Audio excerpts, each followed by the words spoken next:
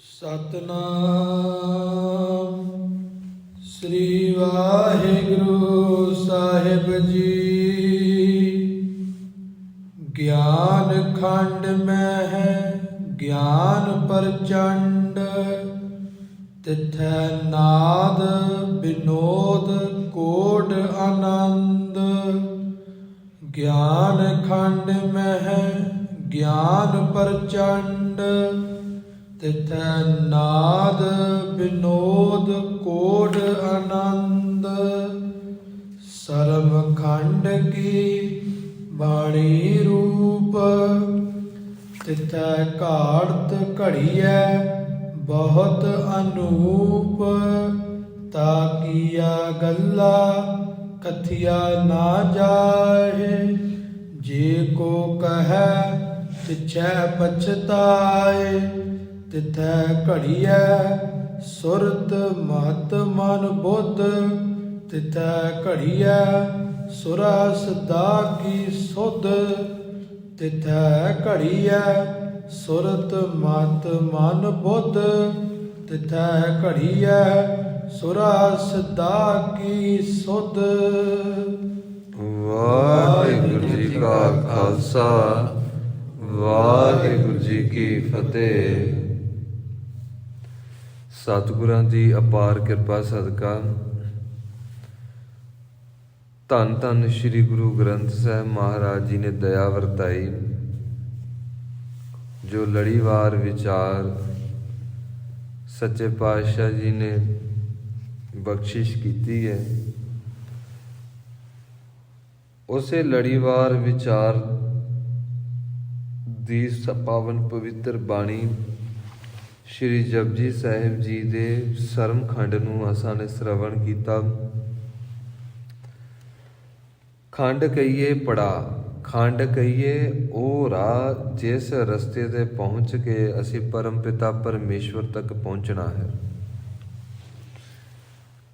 ਸਭ ਤੋਂ ਪਹਿਲਾਂ ਅਸੀਂ ਧਰਮ ਖੰਡ ਦੇ ਬਾਬਤ ਜਾਣਿਆ, ਜਿੱਥੇ ਅਸੀਂ ਗੁਰੂ ਮਹਾਰਾਜ ਜੀ ਦੇ ਹੁਕਮਾਂ ਨੂੰ ਸੱਤ ਕਰਕੇ ਮੰਨਣਾ ਹੈ, ਸੇਵਾ ਤੇ ਸਿਮਰਨ ਦੇ ਵਿੱਚ ਆਪਣੀ ਸੁਰਤ ਨੂੰ ਜੋੜਨਾ ਹੈ। ਫਿਰ ਆਤਮਿਕ ਬਲ ਮਿਲਦਾ ਹੈ, ਫਿਰ ਸੁਰਤ ਆਪਣੇ ਆਪ ਹੀ ਜਿਸ ਵੇਲੇ ਬਲਵਾਨ ਹੁੰਦੀ ਹੈ, ਫਿਰ ਗਿਆਨ ਖੰਡ ਦੇ ਵਿੱਚ ਪ੍ਰਵੇਸ਼ ਹੁੰਦੀ ਹੈ। ਬੜੀ ਅਲੌਕਿਕ ਅਤੇ ਵਚਿੱਤਰ ਇਹਨਾਂ ਖੰਡਾਂ ਦੀਆਂ ਬਾਤਾਂ ਨੇ। ਜਿੰਨਾ ਚਿਰ ਬਲ ਨਹੀਂ ਮਿਲਦਾ ਆਤਮਾ ਨੂੰ, ਇਹ ਆਤਮਾ ਅਗਲੇ ਖੰਡ ਦੇ ਵਿੱਚ ਪ੍ਰਵੇਸ਼ ਨਹੀਂ ਹੁੰਦੀ, ਕਿਉਂਕਿ ਉਹ ਸਾਰੇ ਖੰਡਾਂ ਦੀ ਸ਼ਰਤ ਹੀ ਇਹ ਹੈ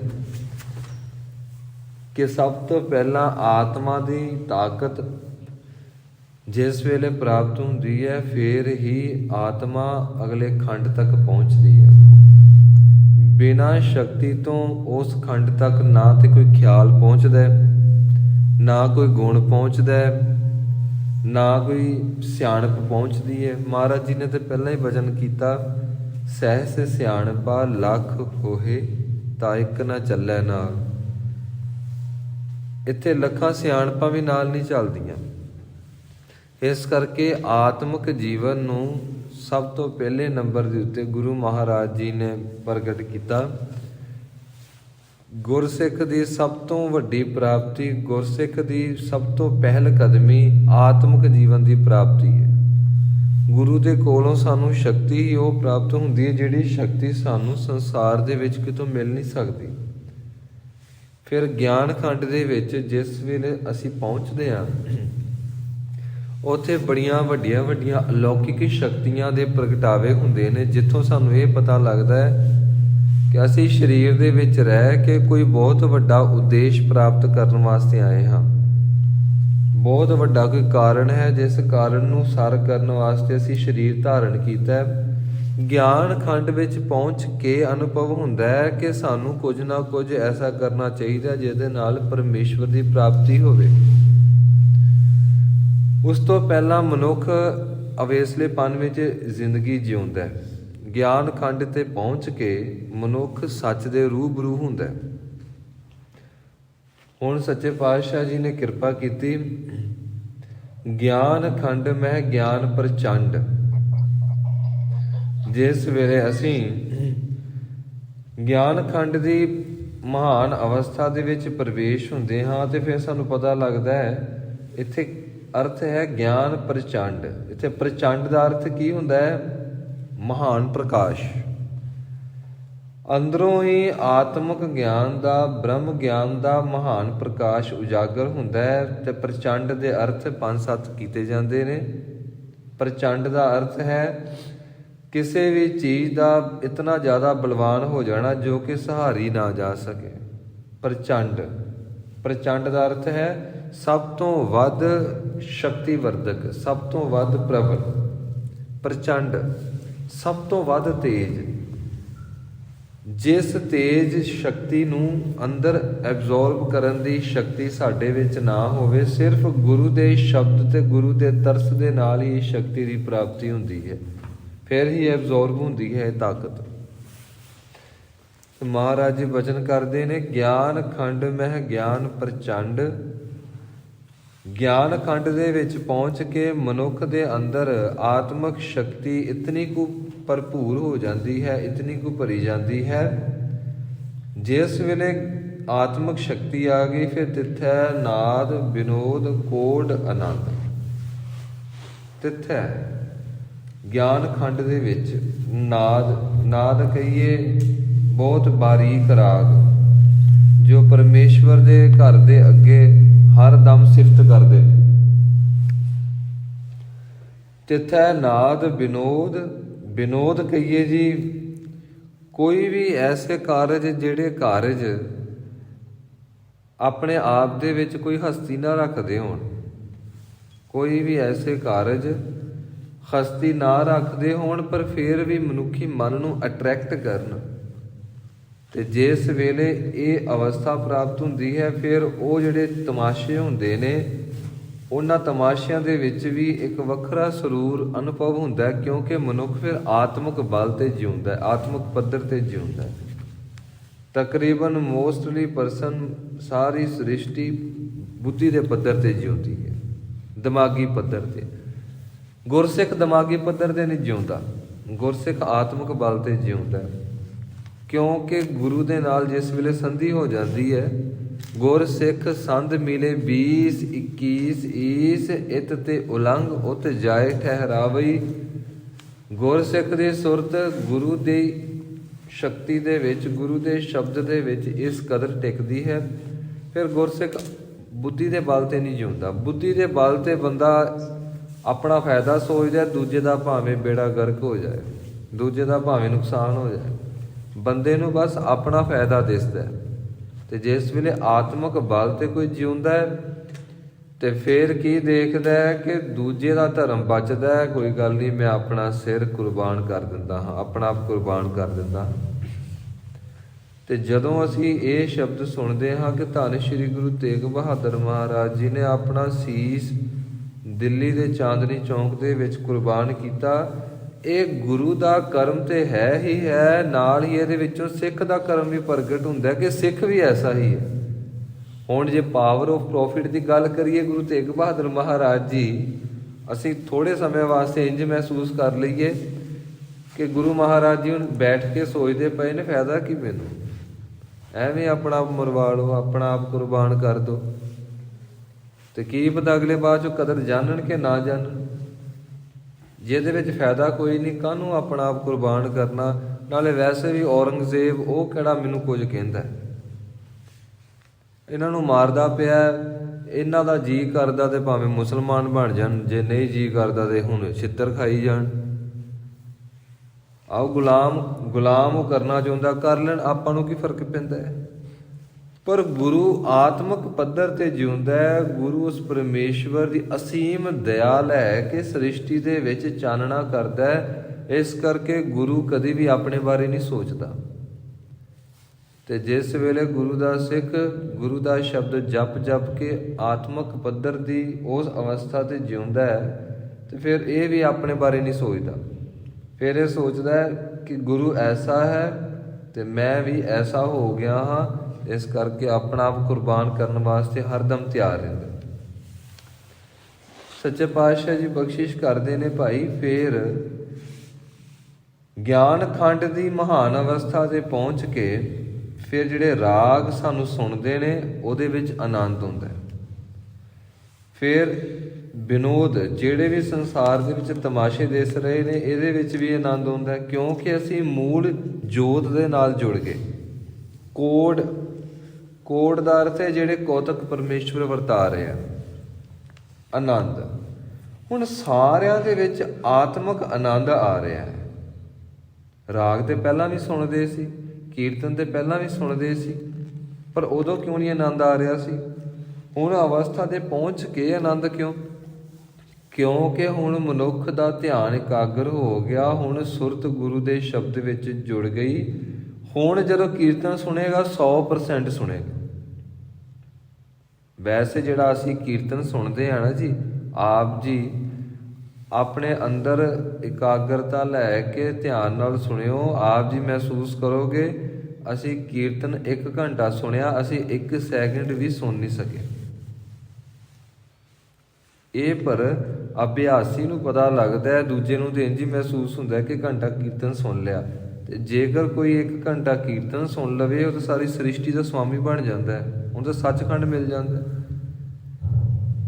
ਕੀਰਤਨ ਦੀ ਸੁਣਨ ਦੀ ਜਿਹੜੀ ਦਾਤ ਗੁਰੂ ਮਹਾਰਾਜ ਜੀ ਨੇ ਬਖਸ਼ਿਸ਼ ਕੀਤੀ, ਆਪ ਜੀ ਜਦੋਂ ਇਹ ਸੁਣਦੇ ਹੋ ਨਾ ਜੀ, ਲੱਖ ਖੁਸ਼ੀਆ ਪਾਤਸ਼ਾਹੀਆ ਜੇ ਸਤਿਗੁਰ ਨਦਰ ਕਰੇ। ਤੇ ਉਸੇ ਵੇਲੇ ਅਸੀਂ ਕੀ ਸੁਣਦੇ ਆ? ਅੱਛਾ, ਇਹ ਜਿਹੜੀ ਟਿਊਨ ਆ ਇਹ ਲੱਗਦਾ ਕਿਸੇ ਗਾਣੇ ਦੀ ਆ, ਇਹ ਕੋਈ ਫਿਲਮੀ ਗੀਤ ਆ। ਧਿਆਨ ਟੁੱਟ ਗਿਆ। ਫਿਰ ਅਸੀਂ ਧਿਆਨ ਕੀ ਦਿੰਦੇ ਆ? ਅੱਛਾ, ਇਹ ਸ਼ਬਦ ਗੁਰੂ ਅਰਜਨ ਦੇਵ ਮਹਾਰਾਜ ਜੀ ਦਾ। ਧਿਆਨ ਫਿਰ ਟੁੱਟ ਗਿਆ। ਫਿਰ ਅਸੀਂ ਧਿਆਨ ਦਿੰਦੇ ਆ ਕਿ ਇਸ ਸ਼ਬਦ ਦੇ ਅਰਥ ਇਹ ਬਣਦੇ ਨੇ। ਧਿਆਨ ਫਿਰ ਟੁੱਟ ਗਿਆ। ਫਿਰ ਅਸੀਂ ਕੋਈ ਸ਼ਬਦ ਸੁਣਦੇ ਆ, ਅਸੀਂ ਕਹਿੰਦੇ ਆ ਕਿ ਫਲਾਣੇ ਰਾਗੀ ਸਿੰਘ ਨੇ, ਫਲਾਣੇ ਕੀਰਤਨੀਏ ਸਿੰਘ ਨੇ ਇਹ ਸ਼ਬਦ ਗਾਇਆ। ਧਿਆਨ ਫਿਰ ਟੁੱਟ ਗਿਆ। ਅਸੀਂ ਸ਼ਬਦ ਸੁਣ ਰਹੇ ਆ, ਫਿਰ ਸਾਡਾ ਖਿਆਲ ਹੁੰਦਾ ਹੈ ਕਿ ਅਸੀਂ ਹੁਣ ਕਿਤੇ ਜਾਣਾ ਵੀ ਹੈ। ਧਿਆਨ ਫਿਰ ਟੁੱਟ ਗਿਆ। ਅਸੀਂ 1 ਸੈਕਿੰਡ ਵਿੱਚ ਘੱਟੋ ਘੱਟ 40-50 ਥਾਵਾਂ ਤੇ ਟੁੱਟ ਕੇ ਸੁਣਦੇ ਹਾਂ, ਪਰ ਸਾਨੂੰ ਇਹ ਸਮਝ ਨਹੀਂ ਕਿ ਅਸੀਂ ਟੁੱਟ ਕੇ ਸੁਣਦੇ ਹਾਂ। ਇਹ ਜਦੋਂ ਅਸੀਂ ਇਸ ਖੰਡ ਦੇ ਵਾਸੀ ਬਣ ਜਾਂਦੇ ਆ, ਫਿਰ ਪਤਾ ਲੱਗਦਾ ਅਸੀਂ ਟੁੱਟ ਕੇ ਹੀ ਜਿਉਂਦੇ ਪਏ ਆ। ਇਹ ਕੋਈ ਜ਼ਿੰਦਗੀ ਥੋੜ੍ਹਾ ਹੈਗਾ, ਇਹਦੇ ਨਾਲੋਂ ਤੇ ਮੌਤ ਚੰਗੀ ਆ। ਪਰ ਗੁਰੂ ਮਹਾਰਾਜ ਜੀ ਬਖਸ਼ਿਸ਼ ਕਰਦੇ ਨੇ, ਜਿਸ ਵੇਲੇ ਤੇਰੇ ਵਿੱਚ ਆਤਮਿਕ ਬਲ ਭਰਪੂਰ ਹੋਏਗਾ, ਫਿਰ ਤੂੰ ਜੋ ਵੀ ਸੁਣੇਗਾ, ਜੋ ਬੋਲਤ ਹੈ ਮ੍ਰਿਗ ਮੀਨ ਪੰਖੇਰੂ, ਸੋ ਬਿਨ ਹਰ ਜਾਪਤ ਹੈ ਨਹੀਂ ਹੋਰ। ਫਿਰ ਤੈਨੂੰ ਜੋ ਵੀ ਸੁਣੇਗਾ, ਤੈਨੂੰ ਰੱਬ ਹੀ ਸੁਣੇਗਾ, ਕਿਉਂਕਿ ਤੂੰ ਹੁਣ ਬੁੱਧੀ ਦੇ ਪੱਧਰ ਤੇ ਨਹੀਂ ਜਿਉਂਦਾ। ਤੇ ਬੁੱਧੀ ਦੇ ਪੱਧਰ ਤੋਂ ਅੱਗੇ ਕਿਵੇਂ ਜਾਣਾ ਹੈ?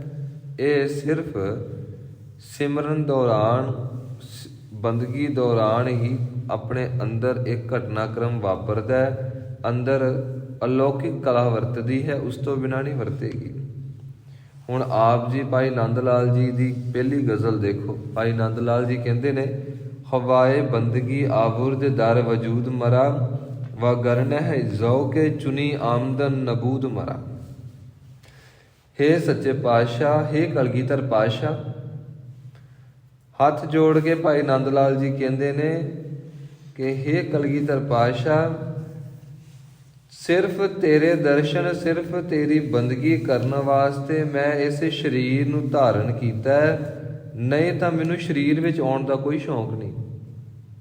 ਇਹ ਸਰੀਰ ਇਸ ਕਰਕੇ ਧਾਰਨ ਕੀਤਾ ਹੈ ਕਿਉਂਕਿ ਇਹਦੇ ਵਿੱਚ 5 ਖੰਡ ਵਸਦੇ ਨੇ। ਇਸ ਸਰੀਰ ਦੇ ਵਿੱਚ ਉਹ ਪਰਮ ਜੋਤ ਵਸਦੀ ਹੈ। ਇਸ ਸਰੀਰ ਦੇ ਵਿੱਚ ਹੀ ਪ੍ਰਮਾਤਮਾ ਜੀਓ ਤੈਨੂੰ ਮਿਲਣ ਦੀ ਇੱਕ ਬਹੁਤ ਅੱਛੀ ਵਿਧੀ ਪਰਮੇਸ਼ਵਰ ਜੀ ਨੇ ਅਖਤਿਆਰ ਕੀਤੀ ਹੈ। ਰੱਬ ਨੂੰ ਮਿਲਣ ਦਾ ਮਾਰਗ ਸਿਰਫ ਸਰੀਰ ਵਿੱਚ ਹੈ, ਇਸ ਕਰਕੇ ਮੈਂ ਸਰੀਰ ਧਾਰਨ ਕੀਤਾ ਤਾਂ ਜੋ ਭਗਤੀ ਕਰ ਸਕਾਂ। ਤੇ ਜੇ ਭਗਤੀ ਨਹੀਂ ਨਾ ਕਰ ਸਕਿਆ ਫਿਰ ਇਸ ਸਰੀਰ ਨੂੰ ਧਾਰਨ ਕਰਨ ਦਾ ਲਾਭ ਹੀ ਕੀ ਹੋਇਆ? ਫਿਰ ਤਾਂ ਕੋਈ ਲਾਭ ਨਹੀਂ ਇਸ ਸਰੀਰ ਨੂੰ ਧਾਰਨ ਕਰਨ ਦਾ। ਤੇ ਜੇਕਰ ਇਹ ਅਵਸਥਾ ਭਾਈ ਨੰਦ ਲਾਲ ਜੀ ਨੂੰ ਮਿਲੀ ਹੈ, ਉਹ ਤਾਂ ਹੀ ਕਹਿ ਸਕਦੇ ਨੇ, ਨਹੀਂ ਤਾਂ ਅਸੀਂ ਤਾਂ ਇੰਝ ਹੀ ਸੋਚਦੇ ਹਾਂ ਕਿ ਇਹ ਸਰੀਰ ਮੇਰਾ, ਇਹ ਮਰ ਵੀ ਸਕਦਾ ਹੈ, ਮੈਂ ਮਰ ਸਕਦਾ, ਮੈਂ ਜਿਉਂਦਾ ਹੋ ਸਕਦਾ, ਮੈਂ ਬਿਮਾਰ ਹੋ ਸਕਦਾ, ਮੈਂ ਠੀਕ ਹੋ ਸਕਦਾ, ਮੈਂ ਦੁਖੀ ਹੋ ਸਕਦਾ ਤੇ ਮੈਂ ਖੁਸ਼ ਹੋ ਸਕਦਾ, ਜਦ ਕਿ ਆਤਮਾ ਦਾ ਸਵਰੂਪ ਸਤ ਚਿੱਤ ਆਨੰਦ ਸਵਰੂਪ ਹੈ। ਸਾਡੇ ਸੁਭਾਅ 'ਚ ਦੁਖੀ ਹੋਣਾ ਹੈ ਹੀ ਨਹੀਂ, ਸਾਡੇ ਸੁਭਾਅ ਵਿੱਚ ਬਜ਼ੁਰਗ ਹੋਣਾ ਹੈ ਹੀ ਨਹੀਂ, ਸਾਡੇ ਸੁਭਾਅ ਵਿੱਚ ਰੋਗੀ ਹੋਣਾ ਹੈ ਹੀ ਨਹੀਂ, ਸਾਡੇ ਸੁਭਾਅ ਵਿੱਚ ਫਾਇਦਾ ਨੁਕਸਾਨ ਵਾਚਣਾ ਹੈ ਹੀ ਨਹੀਂ। ਸਾਡਾ ਸੁਭਾਅ ਕੀ ਹੈ? ਜੋ ਪਰਮਾਤਮਾ ਦਾ ਸੁਭਾਅ ਹੈ। ਸਾਡਾ ਸੁਭਾਅ ਨਿਰਮਲ ਹੈ, ਨਿਰਵੈਰ ਹੈ, ਇੱਕ ਜੋ ਸਵਰੂਪ ਹੈ। ਪਰ ਅਸੀਂ ਵੇਖੋ ਕਮਾਲ ਦੀ ਗੱਲ, ਅਸੀਂ ਹਰ ਇੱਕ ਉਸ ਚੀਜ਼ ਦੇ ਨਾਲ ਜੁੜੇ ਹਾਂ ਜਿਹੜੀ ਚੀਜ਼ ਸਾਡੀ ਨਹੀਂ। ਕਾਰ ਦੇ ਨਾਲ ਅਸੀਂ ਜੁੜ ਗਏ ਹਾਂ, ਸਾਨੂੰ ਸਾਰਾ ਹੀ ਗਿਆਨ ਆ। ਇਹਨੂੰ ਐਕਸਲੇਟਰ ਕਹਿੰਦੇ ਆ, ਇਹਨੂੰ ਬ੍ਰੇਕ ਕਹਿੰਦੇ ਆ, ਇਹਨੂੰ ਹੈਂਡ ਬ੍ਰੇਕ ਕਹਿੰਦੇ ਆ, ਇਹਨੂੰ ਸਟੀਅਰਿੰਗ ਕਹਿੰਦੇ ਆ, ਇਹਨੂੰ ਟਾਇਰ ਕਹਿੰਦੇ ਆ, ਇਹਨੂੰ ਕਾਰ ਕਹਿੰਦੇ ਆ ਜੀ। ਆ ਲੋਹਾ ਜਿਹਾ ਇਕੱਠਾ ਕੀਤਾ ਹੋਇਆ, ਪਰ ਆਪਣੇ ਆਪ ਦਾ ਕੋਈ ਗਿਆਨ ਨਹੀਂ। ਗੁਰੂ ਮਹਾਰਾਜ ਜੀ ਕਹਿੰਦੇ ਨੇ ਤੂੰ ਆਪਣੇ ਆਪ ਦਾ ਗਿਆਨ ਹਾਸਲ ਕਰ, ਗਿਆਨ ਖੰਡ ਵਿੱਚ ਪਹੁੰਚ ਕੇ ਮਿਲੇਗਾ। ਤੇ ਜਿਸ ਵੇਲੇ ਗਿਆਨ ਖੰਡ 'ਚ ਅਸੀਂ ਪਹੁੰਚਦੇ ਹਾਂ, ਫਿਰ ਸ਼ਕਤੀ ਆਪ ਮੁਹਾਰੇ ਵਰਤਦੀ ਹੈ, ਆਪ ਮੁਹਾਰੇ ਹੀ ਫਿਰ ਸੁਰਤ ਨੂੰ ਅੱਗੇ ਲੈ ਕੇ ਜਾਂਦੀ ਹੈ। ਉੱਥੇ ਸਾਡਾ ਜ਼ੋਰ ਨਹੀਂ ਚੱਲਦਾ, ਉੱਥੇ ਆਪਣੇ ਆਪ ਹੀ ਸਾਰੀ ਖੇਡ ਵਰਤਦੀ ਹੈ। ਤੇ ਭਾਈ ਨੰਦ ਲਾਲ ਜੀ ਤਾਂ ਇੱਥੋਂ ਤੱਕ ਕਹਿੰਦੇ ਨੇ, ਦਰ ਆ ਜ਼ਮਾ ਕੇ ਨਿਆਈ ਬਾ ਯਾਦ ਮੇ ਮੀਰਮ ਬਗੈਰ ਯਾਦ ਤੋਂ ਜ਼ੀਸਤਨ ਚ ਸੂਦ ਮਰਾ। ਹੇ ਪਰਮੇਸ਼ਵਰ ਜੀਓ, ਹੇ ਕਲਗੀਧਰ ਪਾਤਸ਼ਾਹ, ਜਿਸ ਵੇਲੇ ਤੂੰ ਯਾਦ ਨਹੀਂ ਆਉਂਦਾ ਉਸ ਵੇਲੇ ਮੈਂ ਮਰ ਜਾਂਦਾ। ਤੇ ਜੇਕਰ ਤੇਰੀ ਯਾਦ ਹਿਰਦੇ ਵਿੱਚ ਹੋਵੇ ਹੀ ਨਾ, ਤੇ ਫਿਰ ਇਸ ਜ਼ਿੰਦਗੀ ਨੂੰ ਜਿਉਣ ਦਾ ਲਾਭ ਕੀ? ਹੁਣ ਅਸੀਂ ਕਹੀਏ ਕਿ ਨੰਦ ਲਾਲ ਤੇ ਕਹਿੰਦਾ ਕਿ ਮੈਂ ਮਰ ਜਾਂਦਾ ਆ, ਤੇਰੀ ਯਾਦ ਨਾ ਆਵੇ, ਇੱਕ ਸਾਹ ਵਿਸਰ ਜਾਵੇ ਤੇ ਮੈਂ ਮਰ ਜਾਂਦਾ ਆ। ਤੇ ਅਸੀਂ ਤੇ ਉਦੋਂ ਦੁਖੀ ਹੋਏ ਨੇ ਜਦੋਂ ਸਾਨੂੰ ਉਹਦੀ ਯਾਦ ਆਉਂਦੀ ਆ। ਕਿਉਂਕਿ ਅਸੀਂ ਕੀ ਕਹਿੰਦੇ ਆ? ਅਸੀਂ ਕਹਿੰਦੇ ਆ ਕਿ ਹਾਂ ਵੀਕਐਂਡ ਤੇ ਕੀਤਾ ਸੀ ਪਾਠ, ਪਤਾ ਨਹੀਂ ਕੀ ਗੱਲ ਆ, ਰੱਬ ਕਿਰਪਾ ਹੀ ਨਹੀਂ ਕਰਦਾ। ਸੁਖਮਨੀ ਸਾਹਿਬ ਦਾ ਪਾਠ ਕੀਤਾ ਸੀ, ਦੁੱਖ ਹੀ ਬੜੇ ਆ। ਪਾਠ ਕਰਨਾ ਪ੍ਰਾਪਤੀ ਹੈ, ਪਾਠ ਕਰਨ ਤੋਂ ਬਾਅਦ ਪ੍ਰਾਪਤੀਆਂ ਲੱਭਣੀਆਂ ਦਾ ਮਤਲਬ ਗੁਰੂ ਤੇ ਬੇਵਿਸ਼ਵਾਸੀ ਹੈ।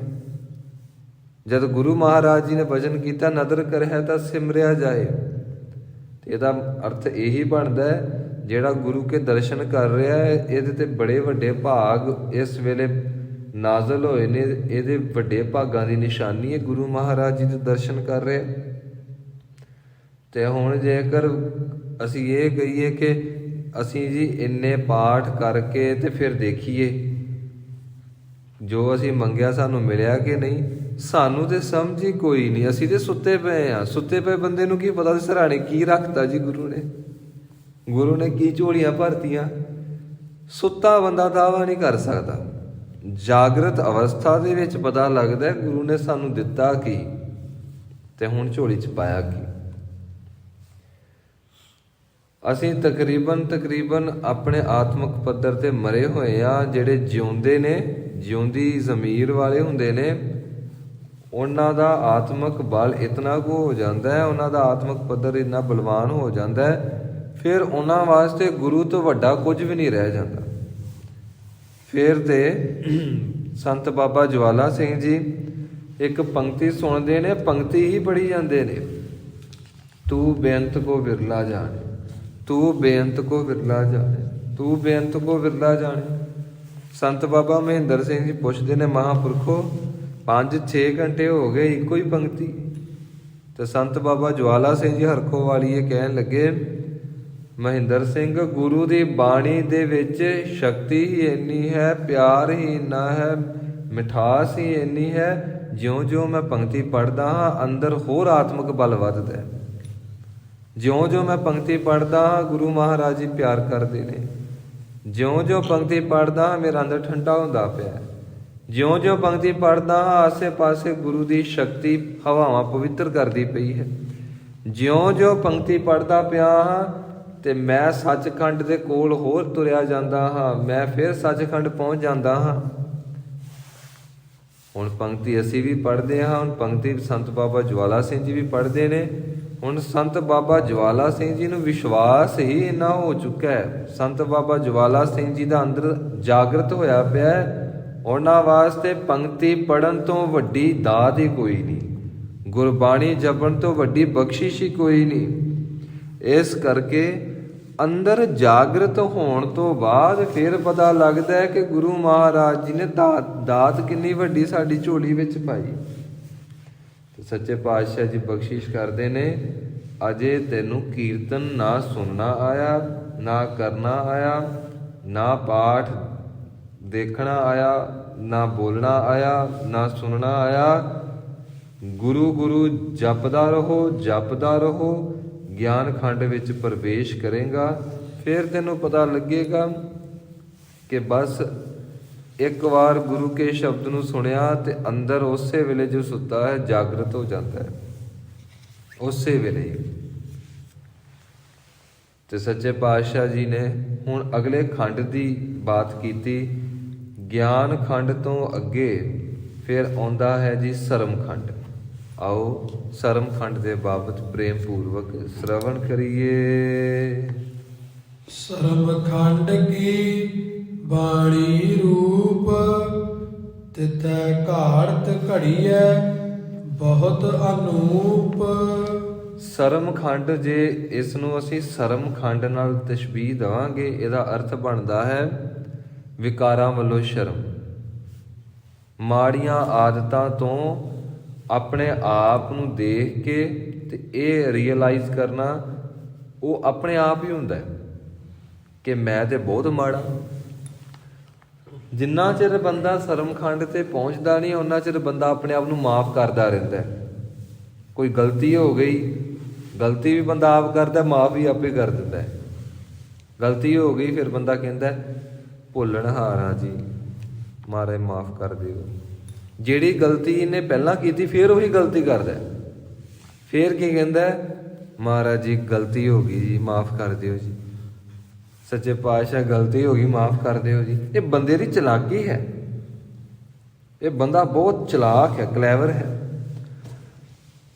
ਜਦੋਂ ਬੰਦਾ ਸਰਮ ਖੰਡ ਤੇ ਪਹੁੰਚਦਾ ਹੈ, ਫਿਰ ਆਪਣੀ ਗਲਤੀ ਜਦੋਂ ਦੇਖਦਾ ਹੈ, ਫਿਰ ਗਲਤੀ ਦੇਖਣ ਵਾਸਤੇ ਗਲਤੀ ਵੱਖਰੀ ਦਿਸਦੀ ਹੈ, ਆਪਣਾ ਸਵਰੂਪ ਵੱਖਰਾ ਦਿਸਦਾ ਹੈ, ਆਪਣਾ ਸਰੀਰ ਵੱਖਰਾ ਦਿਸਦਾ ਹੈ, ਆਪਣੇ ਖਿਆਲ ਵੱਖਰੇ ਦਿਸਦੇ ਨੇ।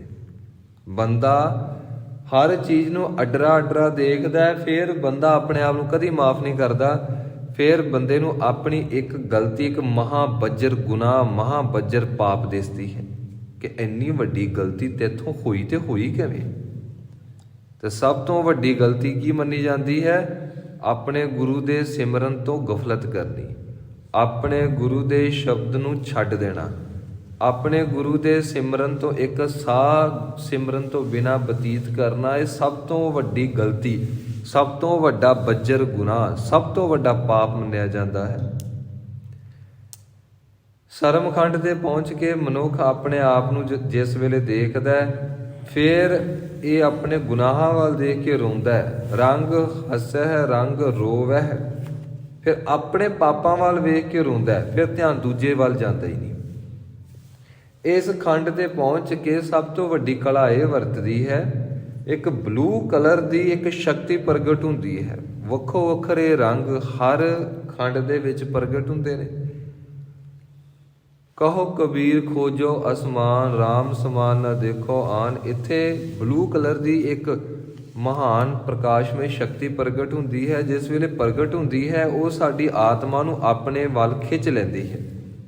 ਉਹ ਸ਼ਕਤੀ ਹੈ ਬਲਵਾਨ, ਸਾਡਾ ਵੱਸ ਨਹੀਂ ਚੱਲਦਾ, ਪਰ ਉਹ ਸ਼ਕਤੀ ਜਿਸ ਵੇਲੇ ਸਾਨੂੰ ਖਿੱਚਦੀ ਹੈ, ਅਸੀਂ ਆਪਣਾ ਬਚਾਉਂਦੇ ਹਾਂ, ਅਸੀਂ ਨਹੀਂ ਜਾਣਾ, ਅਸੀਂ ਨਹੀਂ ਜਾਣਾ। ਪਰ ਉਹ ਸ਼ਕਤੀ ਇਤਨੀ ਬਲਵਾਨ ਹੈ ਜੋ ਸਾਡੇ ਸਰੀਰ ਦੇ ਵਿੱਚ ਹੀ ਵਾਸਾ ਕਰਦੀ ਹੈ, ਉਹ ਸਾਨੂੰ ਆਪਣੇ ਵਿੱਚ ਮਿਲਾ ਲੈਂਦੀ ਹੈ। ਜਿਉਂ-ਜਿਉਂ ਅਸੀਂ ਉਸ ਸ਼ਕਤੀ ਦੇ ਪਾਸ ਜਾਂਦੇ ਹਾਂ, ਬਲੂ ਕਲਰ ਦੀ ਲਾਈਟ ਦੇ ਵੱਲ ਜਾਂਦੇ ਹਾਂ, ਤਿਵੇਂ-ਤਿਵੇਂ ਸਾਡਾ ਅੰਦਰ ਨਿਰਮਲ ਹੋਈ ਜਾਂਦਾ ਹੈ, ਸਾਡਾ ਅੰਦਰ ਹੋਰ ਪਵਿੱਤਰ ਹੋਈ ਜਾਂਦਾ ਹੈ।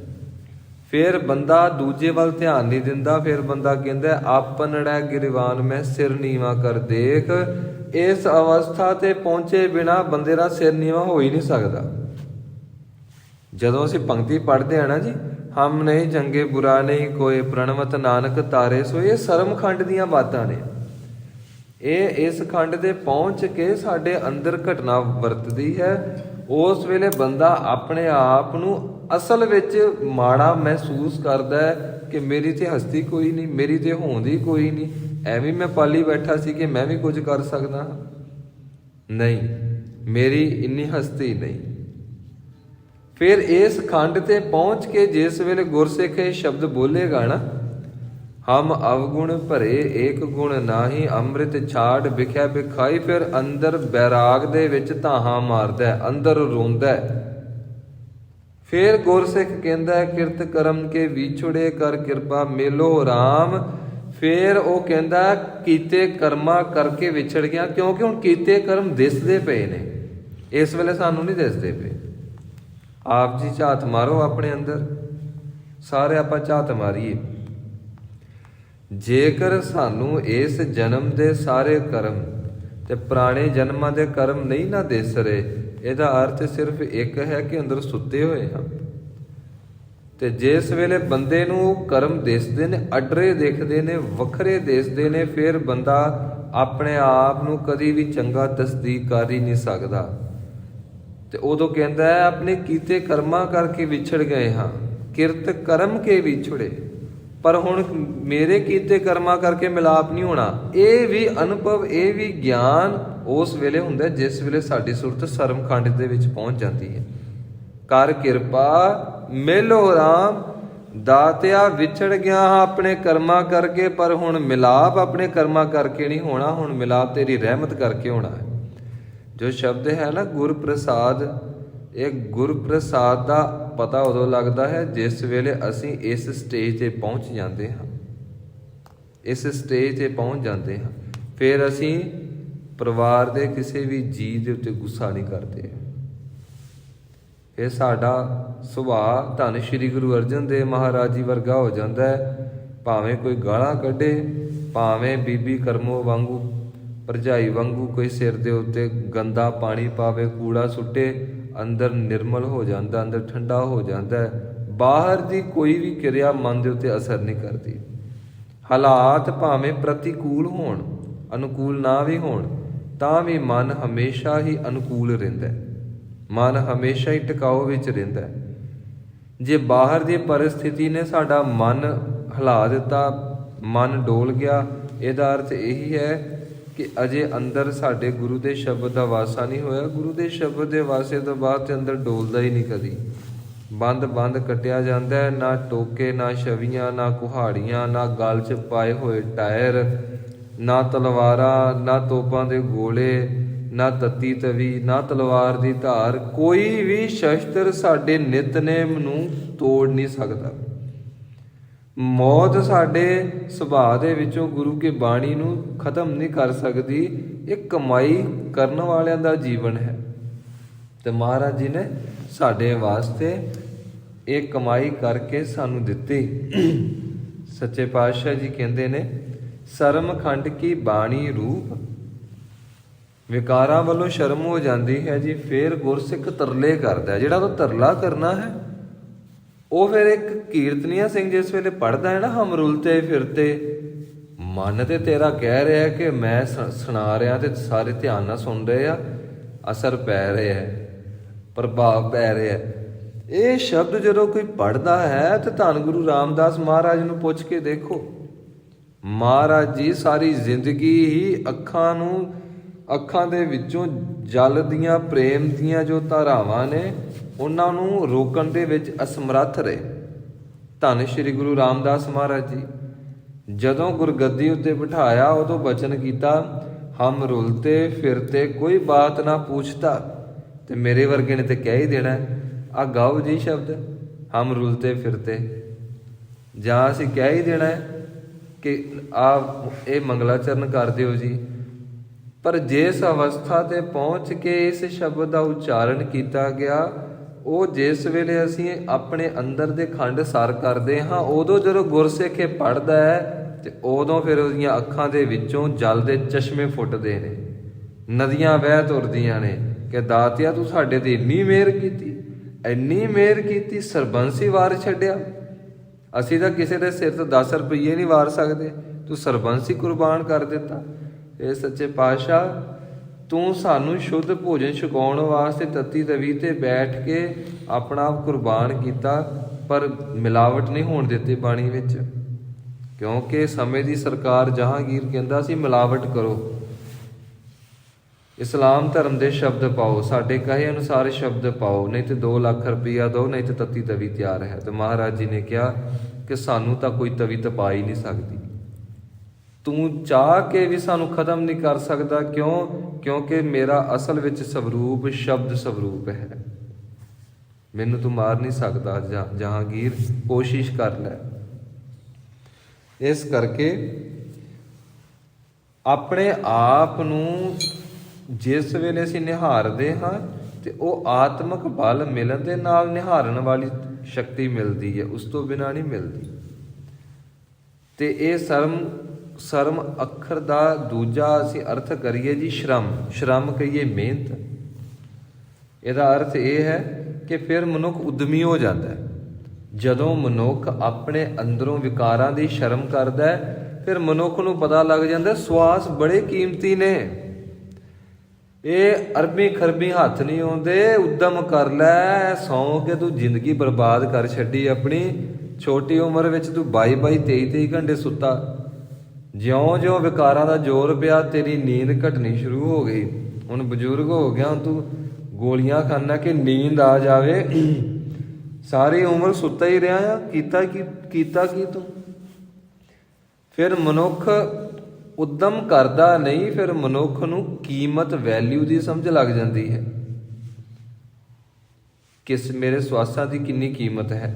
ਫਿਰ ਬੰਦੇ ਨੂੰ ਆਪਣੇ ਸਰੀਰ ਦੀ ਕੀਮਤ ਦੀ ਸਮਝ ਲੱਗ ਜਾਂਦੀ ਹੈ ਕਿ 2 ਬਾਹਾਂ 2 ਲੱਤਾਂ 2 ਕੰਨ 2 ਅੱਖਾਂ ਤੇ ਨਾਸਾਂ 'ਚ 2 ਘਮੋਰੀਆਂ ਹੋਈਆਂ ਨੇ। ਇਹ ਸਿਰਫ ਇੰਨਾ ਨਹੀਂ, ਇਹ ਪੂਰਾ ਸਰੀਰ ਨਰ ਨਾਰਾਇਣੀ ਦੇਹੀ ਹੈ। ਇਹ ਪੂਰਾ ਸਰੀਰ ਇੱਕ ਮੰਦਰ ਦੀ ਤਰ੍ਹਾਂ ਹੈ, ਇਹ ਪੂਰਾ ਸਰੀਰ ਇੱਕ ਗੁਰਦੁਆਰੇ ਸਾਹਿਬ ਦੀ ਤਰ੍ਹਾਂ ਹੈ। ਗੁਰਦੁਆਰੇ ਸਾਹਿਬ ਦਾ ਅਰਥ ਕੀ ਹੁੰਦਾ ਹੈ? ਜਿੱਥੇ ਗੁਰੂ ਦਾ ਪ੍ਰਕਾਸ਼ ਹੋਵੇ। ਤੇ ਇਸੇ ਸਰੀਰ ਦੇ ਅੰਦਰ ਪ੍ਰਕਾਸ਼ ਹੈ ਜੀ, ਕਿਹਦਾ? ਉਸ ਪਰਮ ਪਿਤਾ ਪਰਮੇਸ਼ਵਰ ਜੀ ਦਾ। ਮਹਾਰਾਜ ਜੀ ਨੇ ਇਸੇ ਕਰਕੇ ਬਚਨ ਕੀਤਾ, ਕਾਇਓ ਦੇਵਾ ਕਾਇਓ ਦੇਵਲ ਕਾਇਓ ਜੰਗਮ ਜਾਤੀ। ਕਹਿਣ ਲੱਗੇ ਇਸ ਸਰੀਰ ਦੇ ਅੰਦਰ ਹੀ ਦੇਵਤਾ ਪ੍ਰਗਟ ਹੈ। ਇਸ ਸਰੀਰ ਨੂੰ ਤੂੰ ਮੰਦਰ ਸਮਝ, ਇਸ ਸਰੀਰ ਨੂੰ ਤੂੰ ਪਰਮਾਤਮਾ ਦੇ ਘਰ ਵੱਲੋਂ ਬਣਾਈ ਹੋਈ ਐਸੇ ਧਰਮ ਅਸਥਾਨ ਦੀ ਇੱਕ ਮਹਾਨ ਬਿਲਡਿੰਗ ਸਮਝ, ਜਿਸ ਬਿਲਡਿੰਗ ਨੂੰ ਬੰਦੇ ਨੇ ਨਹੀਂ ਬਣਾਇਆ, ਰੱਬ ਨੇ ਬਣਾਇਆ। ਜਿਹੜੀ ਬਿਲਡਿੰਗ ਅਸੀਂ ਤਿਆਰ ਕਰੀਏ ਨਾ, ਅਸੀਂ ਸਾਫ਼ ਸਫਾਈ ਦਾ ਬੜਾ ਧਿਆਨ ਰੱਖਦੇ ਹਾਂ। 4 ਕੁ ਇੱਟਾਂ 4 ਕੁ ਛਤੀਰੀਆਂ ਜੀਆਂ ਗੱਡ ਕੇ ਲੱਕੜ ਖੜੀ ਕਰਕੇ ਅਸੀਂ ਕਹਿ ਦਿੰਦੇ ਹਾਂ ਜੀ ਇਹ ਅਸੀਂ ਗੁਰਦੁਆਰਾ ਸਾਹਿਬ ਬਣਾਇਆ, ਇਹਦੀ ਸਫਾਈ ਕਰੋ, ਇਹਨੂੰ ਧੋਵੋ ਜੀ, ਇੱਥੇ ਡਸਟ ਨਾ ਕਿਤੇ ਜੰਮ ਜੇ, ਸਨੋ ਪੈ ਗਈ ਸਨੋ ਚੱਕੋ, ਕਿਉਂਕਿ ਗੁਰੂ ਘਰ ਆ। ਤੇ ਅਸੀਂ ਮਹਾਰਾਜ ਦੇ ਕੋਲ ਜਾਣਾ ਹੋਵੇ, ਜੋੜੇ ਲਾ ਕੇ ਜਾਂਦੇ ਹਾਂ, ਅਸੀਂ ਸੌਕਸ ਲਾ ਕੇ, ਜਰਾਬਾਂ ਵੀ ਲਾ ਕੇ ਜਾਂਦੇ ਹਾਂ, ਅਸੀਂ ਆਪਣੇ ਨੂੰ ਪਵਿੱਤਰ ਕਰਕੇ ਸੁੱਚੇ ਕੱਪੜੇ ਪਾ ਕੇ ਜਾਂਦੇ ਹਾਂ। ਬੰਦੇ ਨੇ ਜਿਹੜਾ ਗੁਰੂ ਘਰ ਬਣਾਇਆ ਉਹਦੇ ਬਾਰੇ ਇੰਨਾ ਸਤਿਕਾਰ, ਉਹਦੇ ਪ੍ਰਤੀ ਇੰਨਾ ਪਿਆਰ। ਤੇ ਜਿਹੜਾ ਗੁਰੂ ਘਰ ਰੱਬ ਨੇ ਬਣਾਇਆ, ਸਰੀਰ ਪਰਮੇਸ਼ਵਰ ਨੇ ਬਣਾਇਆ, ਇਹਦੇ ਵਿੱਚ ਜੋ ਗੰਦ ਮੰਦ ਸਭ ਸੁੱਟੀ ਜਾਂਦੇ ਆ। ਕਦੀ ਅਸੀਂ ਐਸਾ ਨਹੀਂ ਦੇਖਾਂਗੇ ਕਿ ਕੋਈ ਬੰਦਾ ਸ਼ਰਾਬ ਦੀ ਬੋਤਲ ਤੇ ਮੀਟ ਲੈ ਕੇ ਤੇ ਗੁਰੂ ਗ੍ਰੰਥ ਸਾਹਿਬ ਜੀ ਦੇ ਅੱਗੇ ਰੱਖ ਕੇ ਤੇ ਮੱਥਾ ਟੇਕੇ। ਹਰ ਬੰਦੇ ਨੂੰ, ਅਣਜਾਣ ਤੋਂ ਅਣਜਾਣ ਬੰਦੇ ਨੂੰ ਸਮਝ ਹੈ ਕਿ ਜੋੜੇ ਲੈ ਕੇ ਅੰਦਰ ਨਹੀਂ ਜਾਣਾ, ਮੀਟ ਲੈ ਕੇ ਅੰਦਰ ਨਹੀਂ ਜਾਣਾ, ਸ਼ਰਾਬ ਲੈ ਕੇ ਅੰਦਰ ਨਹੀਂ ਜਾਣੀ। ਕਿਉਂ? ਮਹਾਰਾਜ ਜੀ ਦਾ ਘਰ ਆ, ਮਹਾਰਾਜ ਜੀ ਦਾ ਪ੍ਰਕਾਸ਼ ਆ। ਸਤਿਕਾਰ ਮਰਿਆਦਾ ਮੁੱਖ ਰੱਖ ਕੇ ਤੇ ਫਿਰ ਅਸੀਂ ਅੰਦਰ ਜਾਣਾ ਹੈ। ਇੱਥੋਂ ਤੱਕ ਕਿ ਬੰਦਾ ਆਪਣੀਆਂ ਅੱਖਾਂ ਨੂੰ ਵੀ ਕੰਟਰੋਲ ਕਰਕੇ ਰੱਖਦਾ, ਆਪਣੇ ਹੱਥਾਂ ਨੂੰ ਕੰਟਰੋਲ ਕਰਕੇ ਰੱਖਦਾ, ਆਪਣੀ ਬੋਲਾਂ ਨੂੰ ਕੰਟਰੋਲ ਕਰਕੇ ਰੱਖਦਾ। ਤੇ ਦੇਖੋ ਇਸ ਸਰੀਰ ਦੇ ਵਿੱਚ ਮੀਟ ਆਇਆ ਚੱਲ ਅੰਦਰ, ਸ਼ਰਾਬ ਆਈ ਚੱਲ ਅੰਦਰ। ਸਾਡੇ ਤੇ ਜਿਹੜੇ ਸਿੱਖ ਨੇ ਬੜੇ ਸਿਆਣੇ ਨੇ, ਅਸੀਂ ਸ਼ਰਾਬ ਥੋੜ੍ਹਾ ਪੀਂਦੇ, ਤੇ ਬੀਅਰ ਪੀਂਦੇ। ਤੇ ਬੀਅਰ ਕੀ ਆ? ਬੀਅਰ ਕੋਈ ਅੰਮ੍ਰਿਤ ਆ? ਵੀ ਬੜੇ ਮਾਣ ਦੇ ਨਾਲ ਕਹਿੰਦੇ ਨੇ ਨਹੀਂ ਅਸੀਂ ਵਾਈਨ ਨਹੀਂ ਪੀਂਦੇ, ਅਸੀਂ ਵਾਈਨ ਨਹੀਂ ਪੀਂਦੇ, ਅਸੀਂ ਬੀਅਰ ਪੀ ਲੈਂਦੇ ਹਾਂ, ਬੀਅਰ ਚੰਗੀ ਹੁੰਦੀ ਆ। ਉਹ ਭਾਈ ਬਾਣੀ ਕਹਿੰਦੀ ਆ, ਅੰਮ੍ਰਿਤ ਕੌਰਾ ਵਿਖਿਆ ਮੀਠੀ, ਸਾਕਤ ਕੀ ਬਿਦ ਨੈਣ ਹੋ ਟੀਠੀ। ਇਹ ਮਨਮੁਖ ਬੰਦੇ ਦਾ ਹਾਲ ਆ, ਉਹਨੂੰ ਅੰਮ੍ਰਿਤ ਕੌੜਾ ਲੱਗਦਾ ਆ ਤੇ ਸ਼ਰਾਬ ਮਿੱਠੀ ਲੱਗਦੀ ਆ। ਜਦ ਕਿ ਸ਼ਰਾਬੀ ਬੰਦੇ ਨੂੰ ਪੁੱਛ ਕੇ ਦੇਖੋ, ਸ਼ਰਾਬ ਦਾ ਟੇਸਟ ਕਹਿੰਦੇ ਕੌੜਾ ਹੁੰਦਾ ਆ, ਫੇਰ ਵੀ ਬੰਦਾ ਪੀ ਜਾਂਦਾ ਹੈ। ਵੇਖੋ ਕਿੰਨੇ ਕਿੰਨੇ ਯੋਧੇ ਧਰਤੀ ਤੇ ਪੈਦਾ ਹੋਏ ਆ, ਕੌੜੀ ਚੀਜ਼ ਨੂੰ ਪੀ ਪੀ ਕੇ ਪੈਸੇ ਖਰਚ ਕੇ ਫੇਰ ਸ਼ਰਾਬ ਬੰਦਾ ਲਿਆਉਂਦਾ। ਤੇ ਅੰਮ੍ਰਿਤ ਇੱਥੇ 5 ਸਿੰਘ ਹੋਕਾ ਦਿੰਦੇ ਆ, ਉਹ ਭਾਈ ਅੰਮ੍ਰਿਤ ਹੀ ਛਕ ਲਓ। ਉਹ ਫ੍ਰੀ ਮਿਲਦਾ, ਫ੍ਰੀ ਦੀ ਚੀਜ਼ ਦੀ ਬੰਦਾ ਵੈਲਿਊ ਕੋਈ ਨਹੀਂ ਸਮਝਦਾ। ਸਰੀਰ ਫ੍ਰੀ ਮਿਲਿਆ ਨਾ, ਵੈਲਿਊ ਨਹੀਂ ਸਮਝਦਾ। ਅੱਖਾਂ ਦੇ ਵਿੱਚ ਲੈਂਸ ਕਿਤੇ ਸਾਨੂੰ ਖਰੀਦਣੇ ਪੈ ਤੇ ਬੜਾ ਧਿਆਨ ਨਾਲ ਰੱਖਦੇ ਆ, ਇਹ 'ਚ ਡਸਟ ਨਾ ਪੈ ਜੇ, ਰੇਤਾ ਨਾ ਪੈ ਜੇ, ਅੱਖਾਂ ਨੂੰ ਮਲਣਾ ਨਹੀਂ ਆ, ਬੜਾ ਧਿਆਨ ਰੱਖਦੇ ਆ। ਤੇ ਰੱਬ ਨੇ ਅੱਖਾਂ ਦਿੱਤੀਆਂ, ਅੱਖਾਂ ਦਾ ਕੋਈ ਕਦੀ ਧਿਆਨ ਹੀ ਨਹੀਂ ਰੱਖਿਆ, ਇਹ ਧੰਨਵਾਦ ਹੀ ਨਹੀਂ ਕੀਤਾ। ਬੰਦੇ ਦੇ ਸੁਭਾਅ ਦੇ ਵਿੱਚ ਆ ਕਿ ਬੰਦੇ ਦਾ ਸੁਭਾਅ ਆ, ਹਮ ਕੀਆ ਹਮ ਕਰਾਂਗੇ, ਹਮ ਮੂਰਖ ਗਾਵਾਰ। ਬੰਦਾ ਕਹਿੰਦਾ ਮੈਂ ਹੀ ਕਰਦਾ, ਮੈਂ ਹੀ ਕੀਤਾ ਸੀ ਤੇ ਮੈਂ ਹੀ ਕਰਾਂਗਾ। ਤੇ ਮਹਾਰਾਜ ਕਹਿੰਦੇ ਮੂਰਖਾ ਤੂੰ ਗਵਾਰ ਆ, ਤੂੰ ਆਪਣਾ ਮਨ ਕਦੀ ਪੜਿਆ ਹੀ ਨਹੀਂ। ਹਮ ਕੀਆ ਹਮ ਕਰਾਂਗੇ, ਹਮ ਮੂਰਖ ਗਾਵਾਰ, ਕਰਨਾ ਵਾਲਾ ਵਿਸਰਿਆ ਦੂਜਾ ਭਾਏ ਪਿਆ। ਪਰਮਾਤਮਾ ਤੈਨੂੰ ਵਿਸਰ ਗਿਆ। ਇਸ ਕਰਕੇ ਇਸ ਸਰੀਰ ਨੂੰ ਰੱਬ ਦਾ ਘਰ ਸਮਝੋ, ਇਹਦੇ ਵਿੱਚ ਗਲਤ ਮਲਤ ਕੁਝ ਵੀ ਨਾ ਪਾਓ। ਜਿਹੜੀ ਚੀਜ਼ ਮਿਲਦੀ ਆ ਉਹੀ ਸੁੱਟੀ ਜਾਂਦੇ ਅੰਦਰ, ਉਹੀ ਸੁੱਟੀ ਜਾਂਦੇ। ਜਦੋਂ ਬੰਦੇ ਦੇ ਅੰਦਰ ਬਖਸ਼ਿਸ਼ ਵਰਤਦੀ ਆ, ਫਿਰ ਉਹ ਬੰਦਾ ਪ੍ਰਸ਼ਾਦਾ ਵੀ ਛਕਦਾ ਆ ਤੇ ਪਹਿਲਾਂ ਪਾਠ ਕਰਦਾ ਆ, ਅਰਦਾਸ ਕਰਦਾ ਆ, ਤੇ ਪ੍ਰਸ਼ਾਦਾ ਛਕ ਕੇ ਫਿਰ ਕਹਿੰਦਾ ਸੱਚੇ ਪਾਤਸ਼ਾਹ ਤੇਰਾ ਸ਼ੁਕਰਾਨਾ ਦਾਤਿਆ, ਹੁਣ ਕਿਰਪਾ ਕਰੀ, ਹੁਣ ਭਗਤੀ ਕਰਾ ਲਈ, ਹੁਣ ਭਗਤੀ ਵਿੱਚ ਸੁਰਤ ਜੁੜੇ। ਇਹ ਥੋੜਾ ਕਿ 10 ਪ੍ਰਸ਼ਾਦੇ ਛਕ ਕੇ ਤੇ ਬਾਅਦ 'ਚ ਮਹਾਰਾਜ ਨੂੰ ਕਹਿਣਾ ਮਹਾਰਾਜ ਜੀ 16 ਸਾਹਿਬ ਆਪੇ ਕਰ ਲਿਓ, ਹੁਣ ਆਪਾਂ ਸੌਣ ਲੱਗੇ ਜੀ। ਸੱਚੇ ਪਾਤਸ਼ਾਹ ਜੀ ਕਹਿੰਦੇ ਨੇ ਸਰਮ ਖੰਡ ਕੀ ਬਾਣੀ ਰੂਪ, ਰੂਪ ਦਾ ਅਰਥ ਹੁੰਦਾ ਹੈ ਜੀ ਅਤਿਅੰਤ ਸ਼ੋਭਨੀਕ। ਰੂਪ ਦਾ ਅਰਥ ਹੁੰਦਾ ਹੈ ਬਹੁਤ ਜ਼ਿਆਦਾ ਸੋਹਣੀ। ਤੇ ਇੱਥੇ ਜੋ ਸੁੰਦਰਤਾ, ਜੋ ਸ਼ੋਭਨੀਕਤਾ ਦੀ ਗੱਲ ਹੈ, ਇਹ ਅੱਖਾਂ ਨਾਲ ਦੇਖਣ ਵਾਲਾ ਵਿਸ਼ਾ ਨਹੀਂ, ਇਹ ਸੁਰਤ ਨਾਲ ਵੇਖਣ ਵਾਲਾ ਵਿਸ਼ਾ ਹੈ। ਭਾਵ ਉੱਥੇ ਪ੍ਰਕਾਸ਼ ਬਹੁਤ ਹੈ, ਉੱਥੇ ਅਤਿਅੰਤ ਮਹਾਂਪ੍ਰਬਲ ਪ੍ਰਕਾਸ਼ ਹੈ ਸਰਮਖੰਡ ਦੇ ਵਿੱਚ। ਜਿਉਂ-ਜਿਉਂ ਅਸੀਂ ਸਰਮਖੰਡ ਦੇ ਵਿੱਚ ਪ੍ਰਵੇਸ਼ ਕਰਦੇ ਹਾਂ, ਤਿਉਂ-ਤਿਉਂ ਸਾਡੇ ਕੰਨਾਂ ਦੇ ਵਿੱਚ ਇੱਕ ਅਲੌਕਿਕ ਕਿਸਮ ਦੇ ਰਾਗ ਸੁਣਦੇ ਨੇ। ਤੇ ਜਿਹੜੇ ਰਾਗ, ਜੋ ਧਵਨੀਆਂ, ਜੋ ਕੰਨਾਂ ਦੇ ਵਿੱਚ ਵੱਖੋ ਵੱਖਰੇ ਢੰਗ ਦੇ ਅਲੌਕਿਕ, ਅਦ੍ਰਿਸ਼ਟ, ਅਗੰਮੀ, ਰੂਹਾਨੀ, ਨੂਰਾਨੀ ਨਾਦ ਸੁਣਦੇ ਨੇ, ਜਿਉਂ-ਜਿਉਂ ਅਸੀਂ ਸੁਣੀ ਜਾਂਦੇ ਹਾਂ, ਤਿਉਂ-ਤਿਉਂ ਅਸੀਂ ਮਰੀ ਜਾਂਦੇ ਹਾਂ, ਸਾਡੀ ਮੌਤ ਹੁੰਦੀ ਹੈ। ਬ੍ਰਹਮ ਗਿਆਨੀ ਬਣਨ ਵਾਸਤੇ ਕੁਝ ਕਰਨਾ ਨਹੀਂ ਪੈਂਦਾ, ਕੁਝ ਬਣਨਾ ਨਹੀਂ ਪੈਂਦਾ। ਕਦੀ ਵੀ ਕੋਈ ਬ੍ਰਹਮ ਗਿਆਨੀ ਬਣ ਕੇ ਨਹੀਂ ਬਣਿਆ, ਮਰ ਕੇ ਬਣਿਆ ਆ, ਮਿਟ ਕੇ ਬਣਿਆ ਆ, ਆਪਾ ਭਾਵ ਖਤਮ ਕਰਕੇ ਬਣਿਆ।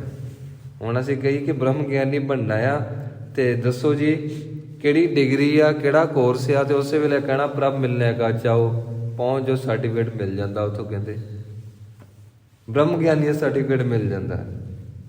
ਪੂਰੇ ਗੁਰੂ ਗ੍ਰੰਥ ਸਾਹਿਬ ਮਹਾਰਾਜ ਜੀ ਦੇ ਵਿੱਚ ਆਪ ਜੀ ਦੇਖੋਗੇ, ਮਹਾਰਾਜ ਜੀ ਕਹਿੰਦੇ ਨੇ ਠੀਕ ਆ ਭਾਈ, ਤੂੰ 100 ਸਾਲ ਭਗਤੀ ਕੀਤੀ, ਜੇ ਤੇਰੇ ਕੋਲ 5 ਕੁ ਸਵਾਸ ਹੋਰ ਹੈ ਨੇ ਐਕਸਟਰਾ, ਭਾਵ ਕਿ ਤੂੰ ਅਜੇ 5 ਸਾਲ ਲੈਣੇ ਨੇ, ਦਾਵਾ ਨਾ ਕਰੀ। ਕਬੀਰ ਅਜਹੋ ਸੁਨਾਓ ਸਮੁੰਦਰ ਮੈਂ, ਕਿਆ ਜਾਣੋ ਕਿਆ ਹੋਏ। ਹਾਂਜੀ, ਇੱਥੇ ਅਜੇ ਸਾਡਾ ਬੇੜਾ ਸੰਸਾਰ ਸਮੁੰਦਰ ਵਿੱਚ, ਭਵ ਸਾਗਰ ਵਿੱਚ ਆ। ਤੂੰ 100 ਸਾਲ ਬੰਦਗੀ ਕਰਕੇ ਵੀ ਦਾਵਾ ਨਹੀਂ ਕਰ ਸਕਦਾ ਕਿ ਮੈਂ ਪ੍ਰਾਪਤੀ ਕਰ ਲਈ, ਮੈਂ ਬਣ ਗਿਆ ਬ੍ਰਹਮ ਗਿਆਨੀ। ਇੱਥੇ ਵੱਡੇ ਵੱਡੇ ਬ੍ਰਹਮ ਗਿਆਨੀ ਜਿਹੜੇ ਨੇ, ਉਹ ਜਦੋਂ ਰਿੱਧੀਆਂ ਸਿੱਧੀਆਂ ਚਪੇਟ ਵਿੱਚ ਆਉਂਦੇ ਨੇ, ਰਿੱਧੀਆਂ ਸਿੱਧੀਆਂ ਇੰਨੇ ਜ਼ੋਰ ਨਾਲ ਪਟਕਾ ਕੇ ਮਾਰਦੀਆਂ ਨੇ ਕਿ ਧਰਤੀ ਵੀ ਨਸੀਬ ਨਹੀਂ ਹੁੰਦੀ। ਉਹਨਾਂ ਕੋਲ ਗਿਆਨ ਤੇ ਹੁੰਦਾ ਹੈ, ਅੰਤਰਜਾਮਤਾ ਮਿਲ ਜਾਂਦੀ, ਸਭ ਕੁਝ ਮਿਲ ਜਾਂਦਾ, ਪਰ ਉਹ ਸੱਚਖੰਡ ਤੱਕ ਪਹੁੰਚਦੇ ਨਹੀਂ। ਤੇ ਜਦੋਂ ਸੱਚਖੰਡ ਤੱਕ ਪਹੁੰਚਦੇ ਨਹੀਂ, ਉਹਨਾਂ ਚਿਰ ਮਨੁੱਖ ਆਪਣੇ ਅੰਦਰੋਂ ਡੱਕੋ ਡੋਲੇ ਖਾਂਦਾ ਰਹਿੰਦਾ ਹੈ। ਇੱਥੋਂ ਤੱਕ ਕਰਮਖੰਡ ਤੇ ਤੱਕ ਪਹੁੰਚ ਕੇ ਵੀ ਬੰਦਾ ਦਾਵਾ ਨਹੀਂ ਕਰ ਸਕਦਾ ਕਿ ਮੈਂ ਪ੍ਰਾਪਤੀ ਕਰ ਲਈ, ਕਿਉਂਕਿ ਪ੍ਰਾਪਤੀ ਸਿਰਫ ਸੱਚਖੰਡ ਹੈ।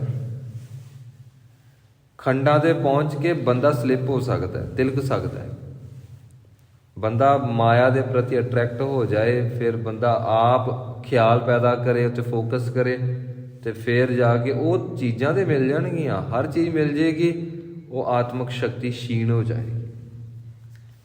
ਮਹਾਰਾਜ ਜੀ ਕਹਿੰਦੇ ਨੇ ਸਰਮਖੰਡ ਤੇ ਪਹੁੰਚ ਕੇ ਇੱਕ ਐਸਾ ਜਲੌ, ਐਸੀ ਸੁੰਦਰਤਾ, ਐਸਾ ਰੂਪ ਪ੍ਰਗਟ ਹੁੰਦਾ ਜੋ ਵੇਖਦਿਆਂ ਸਾਰ ਹੀ ਮਨੁੱਖ ਦੀ ਸੁਰਤ ਇਹ ਮਹਿਸੂਸ ਕਰਦੀ ਹੈ ਕਿ ਵਿਸ਼ੇ ਵਿਕਾਰ ਦੇ ਬਹੁਤ ਮਾੜੀਆਂ ਚੀਜ਼ਾਂ ਸੀ।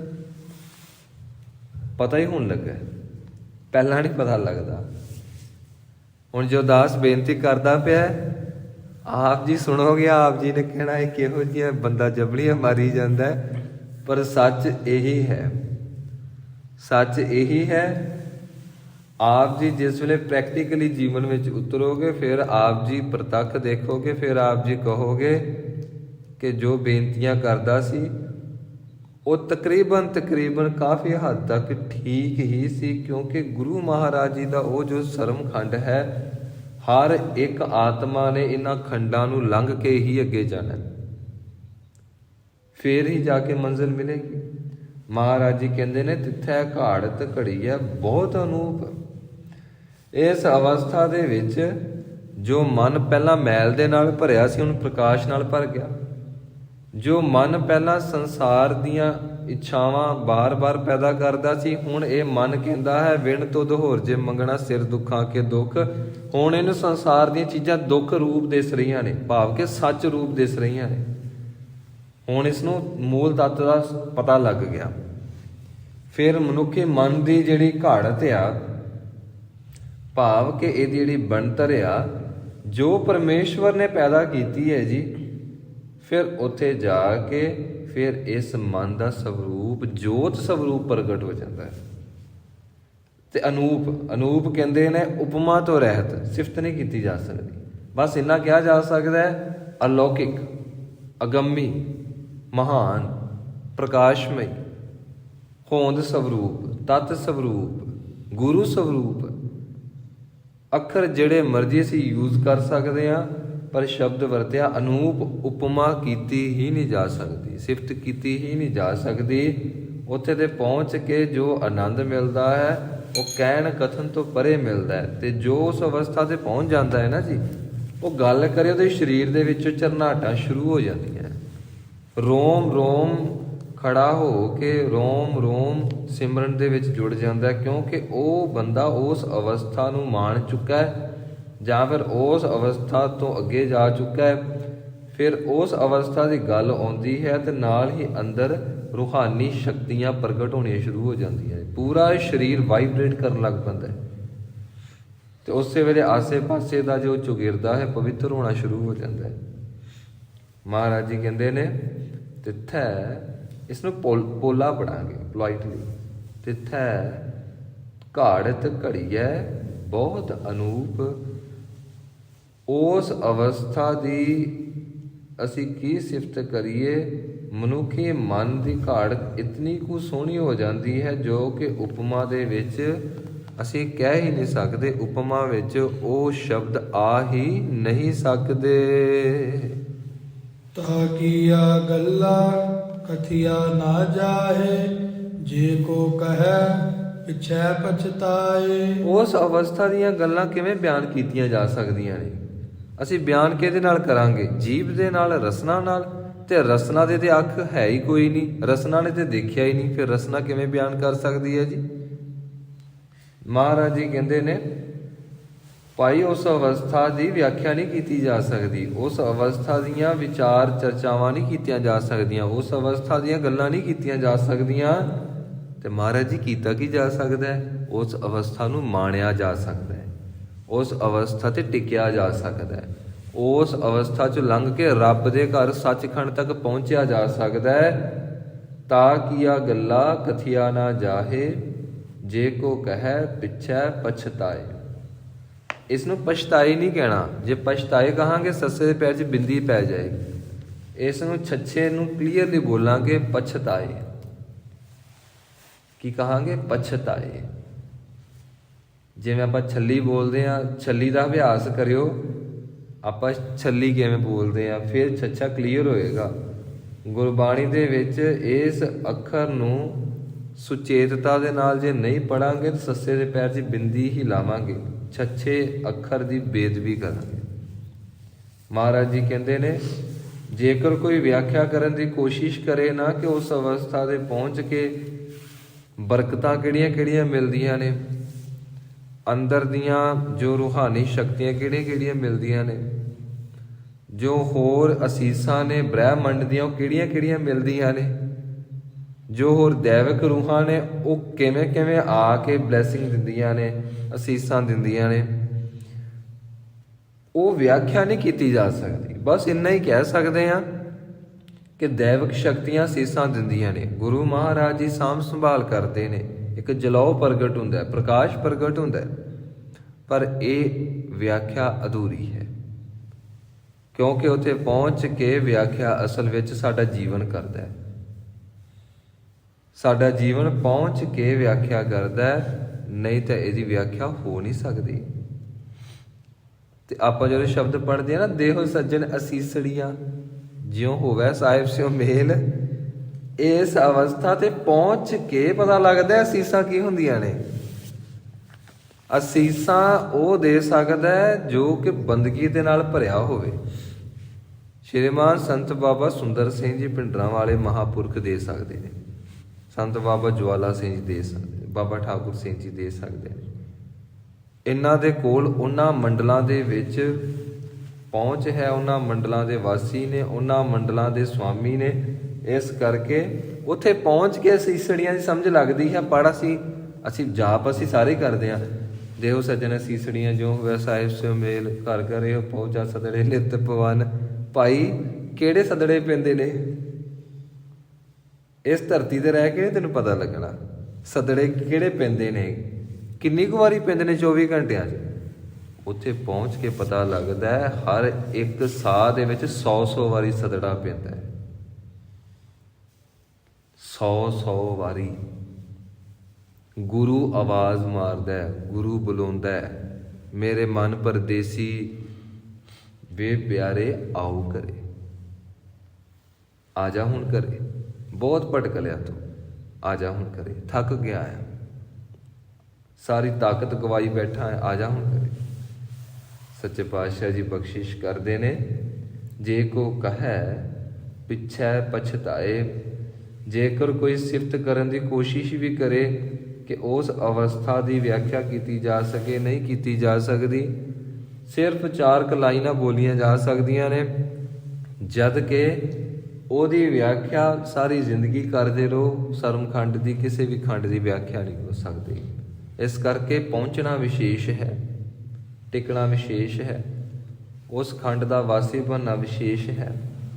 ਅੱਗੇ ਮਹਾਰਾਜ ਜੀ ਕਿਰਪਾ ਕਰਦੇ ਨੇ ਕਿ ਜਿਸ ਵੇਲੇ ਸਰਮਖੰਡ ਤੇ ਬੰਦਾ ਪਹੁੰਚਦਾ ਹੈ ਤੇ ਮਨੁੱਖ ਉਦਮੀ ਆਟੋਮੈਟਿਕਲੀ ਬਣਦਾ, ਆਟੋ ਪਾਇਲਟ ਮੋਡ ਲੱਗ ਜਾਂਦਾ ਹੈ ਆਪਣੇ ਆਪ ਹੀ।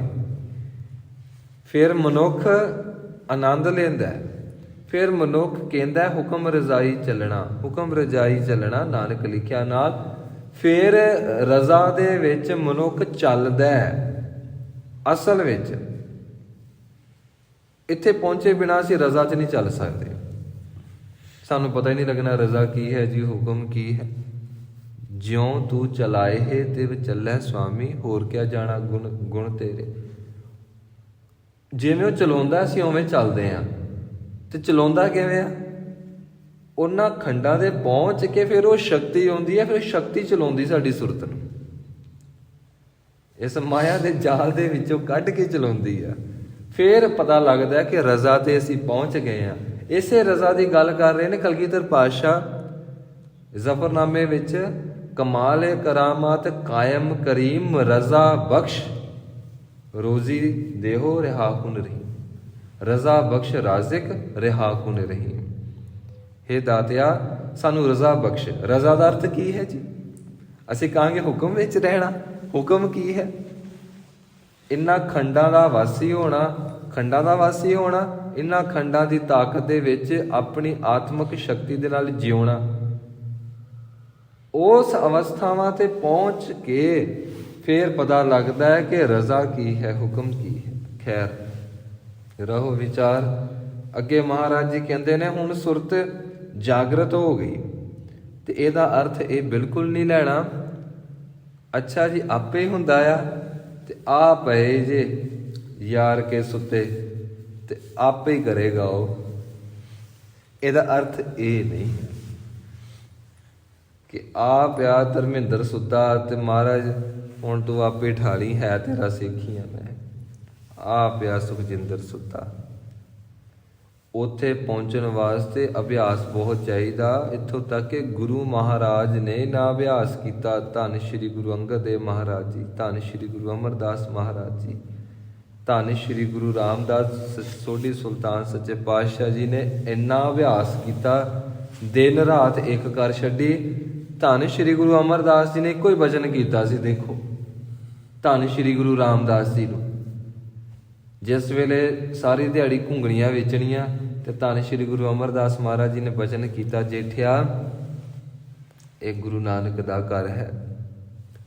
ਇੱਥੋਂ ਸੰਸਾਰੀ ਤਾਕਤਾਂ ਵੀ ਮਿਲਦੀਆਂ ਨੇ, ਸੰਸਾਰੀ ਸ਼ਕਤੀਆਂ ਵੀ ਮਿਲਦੀਆਂ ਨੇ, ਰੱਬ ਵੀ ਮਿਲਦਾ ਹੈ।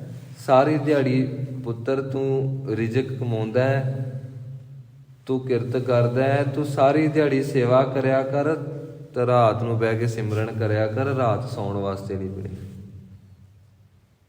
ਤੇ ਧੰਨ ਗੁਰੂ ਅਮਰਦਾਸ ਮਹਾਰਾਜ ਕਿਉਂ ਕਹਿ ਰਹੇ ਆ? ਕਿਉਂਕਿ ਮਹਾਰਾਜ ਜੀ ਨੇ 12 ਸਾਲ ਪਿੱਠ ਨਹੀਂ ਲਾਈ। ਮਹਾਰਾਜ ਜੀ ਨੇ 12 ਸਾਲ ਸੇਵਾ ਕੀਤੀ ਧੰਨ ਗੁਰੂ ਅੰਗਦ ਦੇਵ ਮਹਾਰਾਜ ਜੀ ਦੀ। ਤੇ ਧੰਨ ਗੁਰੂ ਅੰਗਦ ਦੇਵ ਮਹਾਰਾਜ ਜੀ ਨੇ ਇੰਨਾ ਹੀ ਬਚਨ ਕੀਤਾ ਸੀ ਕਿ ਰੱਬ ਦੇ ਘਰ ਤੱਕ ਪਹੁੰਚਣਾ, ਕਿ ਗੁਰੂ ਨਾਨਕ ਦੇਵ ਮਹਾਰਾਜ ਜੀ ਦੀ ਅਸੀਸ ਲੈਣੀ ਤੇ ਕੀ ਸੋਣਾ। ਬਸ ਇੰਨਾ ਹੀ ਬਚਨ ਕੀਤਾ, ਕੋਈ ਬਹੁਤੀ ਵਿਆਖਿਆ ਨਹੀਂ ਕੀਤੀ ਕਿ ਜੇ ਸੌਂ ਜਾਈਏ ਫਿਰ ਸਵਾਸ ਤੇਜ਼ ਹੋ ਜਾਂਦੇ ਆ, ਜੇ ਸੌਂ ਜਾਈਏ ਆਤਮਿਕ ਸ਼ਕਤੀ ਘਟ ਜਾਂਦੀ ਹੈ, ਜੇ ਸੌਂ ਜਾਈਏ ਸਮਾਂ ਇੰਨਾ ਕੀਮਤੀ ਬਰਬਾਦ ਹੋ ਜਾਂਦਾ ਆ, ਇਸ ਕਰਕੇ ਤੁਸੀਂ ਸਾਰੇ ਸੁਣੋ। ਵਿਆਖਿਆ ਨਹੀਂ ਕੀਤੀ। ਤੇ ਗੁਰੂ ਅਮਰਦਾਸ ਮਹਾਰਾਜ ਜੀ ਨੇ 12 ਸਾਲ ਪਿੱਠ ਨਹੀਂ ਲਾਈ ਧਰਤੀ ਨੂੰ, 12 ਸਾਲ ਸੁੱਤੇ ਨਹੀਂ। ਤੇ ਅੰਦਰ ਚਾਉ ਸਿਰਫ ਇੱਕ ਸੀ ਕਿ ਗੁਰੂ ਨਾਨਕ ਦੇਵ ਮਹਾਰਾਜ ਜੀ ਦੀ ਉਹ ਅਦ੍ਰਿਸ਼ਟ ਸ਼ਕਤੀ, ਗੁਰੂ ਮਹਾਰਾਜ ਜੀ ਦੀ ਅਦ੍ਰਿਸ਼ਟ ਅਸੀਸ ਜੀਵਨ ਦੇ ਵਿੱਚ ਧਾਰਨ ਕਰਨੀ ਹੈ। ਤੇ ਗੁਰੂ ਅੰਗਦ ਦੇਵ ਮਹਾਰਾਜ ਜੀ ਕਿਉਂ ਕਹਿ ਰਹੇ ਨੇ ਗੁਰੂ ਅਮਰਦਾਸ ਜੀ ਨੂੰ? ਕਿਉਂਕਿ 7 ਸਾਲ ਸ੍ਰੀ ਗੁਰੂ ਅੰਗਦ ਦੇਵ ਮਹਾਰਾਜ ਜੀ ਸੁੱਤੇ ਨੇ। ਗੁਰੂ ਨਾਨਕ ਦੇਵ ਮਹਾਰਾਜ ਜੀ ਕਹਿੰਦੇ ਨੇ ਲੈਣਿਆ ਬਾਹਰ ਵੇਲਾ ਕੀ ਹੋ ਗਿਆ ਸੱਚੇ ਪਾਤਸ਼ਾਹ, ਹੁਣ ਰਾਤ ਦਾ ਦੂਜਾ ਪਹਿਰ ਸ਼ੁਰੂ ਹੋ ਗਿਆ। ਅੱਛਾ ਜਦੋਂ ਨਾ ਤੀਜਾ ਪਹਿਰ ਸ਼ੁਰੂ ਹੋਇਆ ਤੇ ਸਾਨੂੰ ਦੱਸ ਦੇਵੀਂ। ਫਿਰ ਇੱਕ ਪਹਿਰ ਬਾਅਦ ਫਿਰ ਕਹਿੰਦੇ ਮਹਾਰਾਜ ਜੀ ਤੀਜਾ ਪਹਿਰ ਸ਼ੁਰੂ ਹੋ ਗਿਆ। ਅੱਛਾ ਜਦੋਂ ਚੌਥਾ ਪਹਿਰ ਸ਼ੁਰੂ ਹੋਇਆ ਤੇ ਦੱਸ ਦੇਵੀਂ।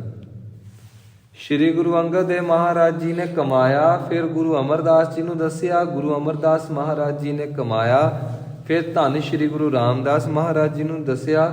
ਧੰਨ ਸ਼੍ਰੀ ਗੁਰੂ ਰਾਮਦਾਸ ਮਹਾਰਾਜ ਜੀ ਨੇ ਜਦੋਂ ਸੇਵਾ ਕੀਤੀ ਉਦੋਂ ਵੀ ਅੱਖ ਨਹੀਂ ਲਾਈ, ਤੇ ਜਦੋਂ ਗੁਰੂ ਮਹਾਰਾਜ ਜੀ ਦੀ ਪਦਵੀ ਦੇ ਉੱਤੇ ਬਿਰਾਜਮਾਨ ਹੋ ਗਏ, ਧੰਨ ਗੁਰੂ ਨਾਨਕ ਦੇਵ ਮਹਾਰਾਜ ਜੀ ਦਾ ਚਵਰ ਛਤਰ ਤਖਤ ਸਿਰ ਤੇ ਝੁੱਲਿਆ, ਸੀਸ ਦੇ ਉੱਤੇ ਉਹ ਸ਼ਕਤੀ ਦਾ ਪ੍ਰਗਟਾਵਾ ਹੋਇਆ।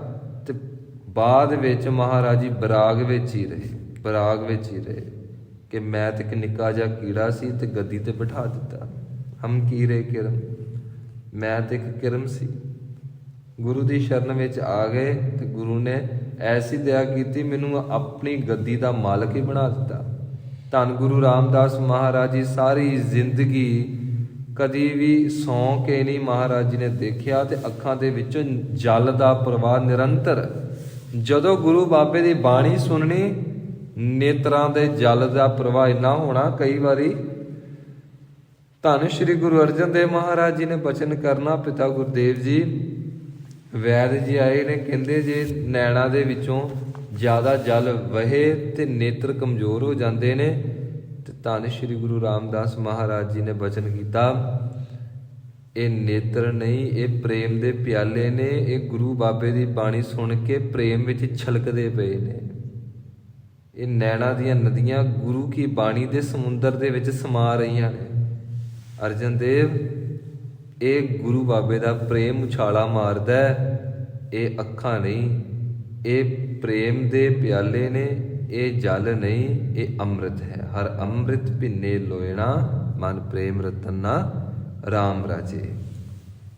ਹੁਣ ਵੇਖਣ ਵਾਲੇ ਨੂੰ ਤੇ ਇੰਝ ਹੀ ਲੱਗਣਾ ਹੈ, ਮਹਾਰਾਜ ਰੋਈ ਜਾਂਦੇ ਨੇ, ਰੋਈ ਜਾਂਦੇ ਨੇ, ਕੀ ਗੱਲ ਹੋ ਗਈ, ਅੱਖਾਂ 'ਚ ਕੁਝ ਪੈ ਗਿਆ ਲੱਗਦਾ।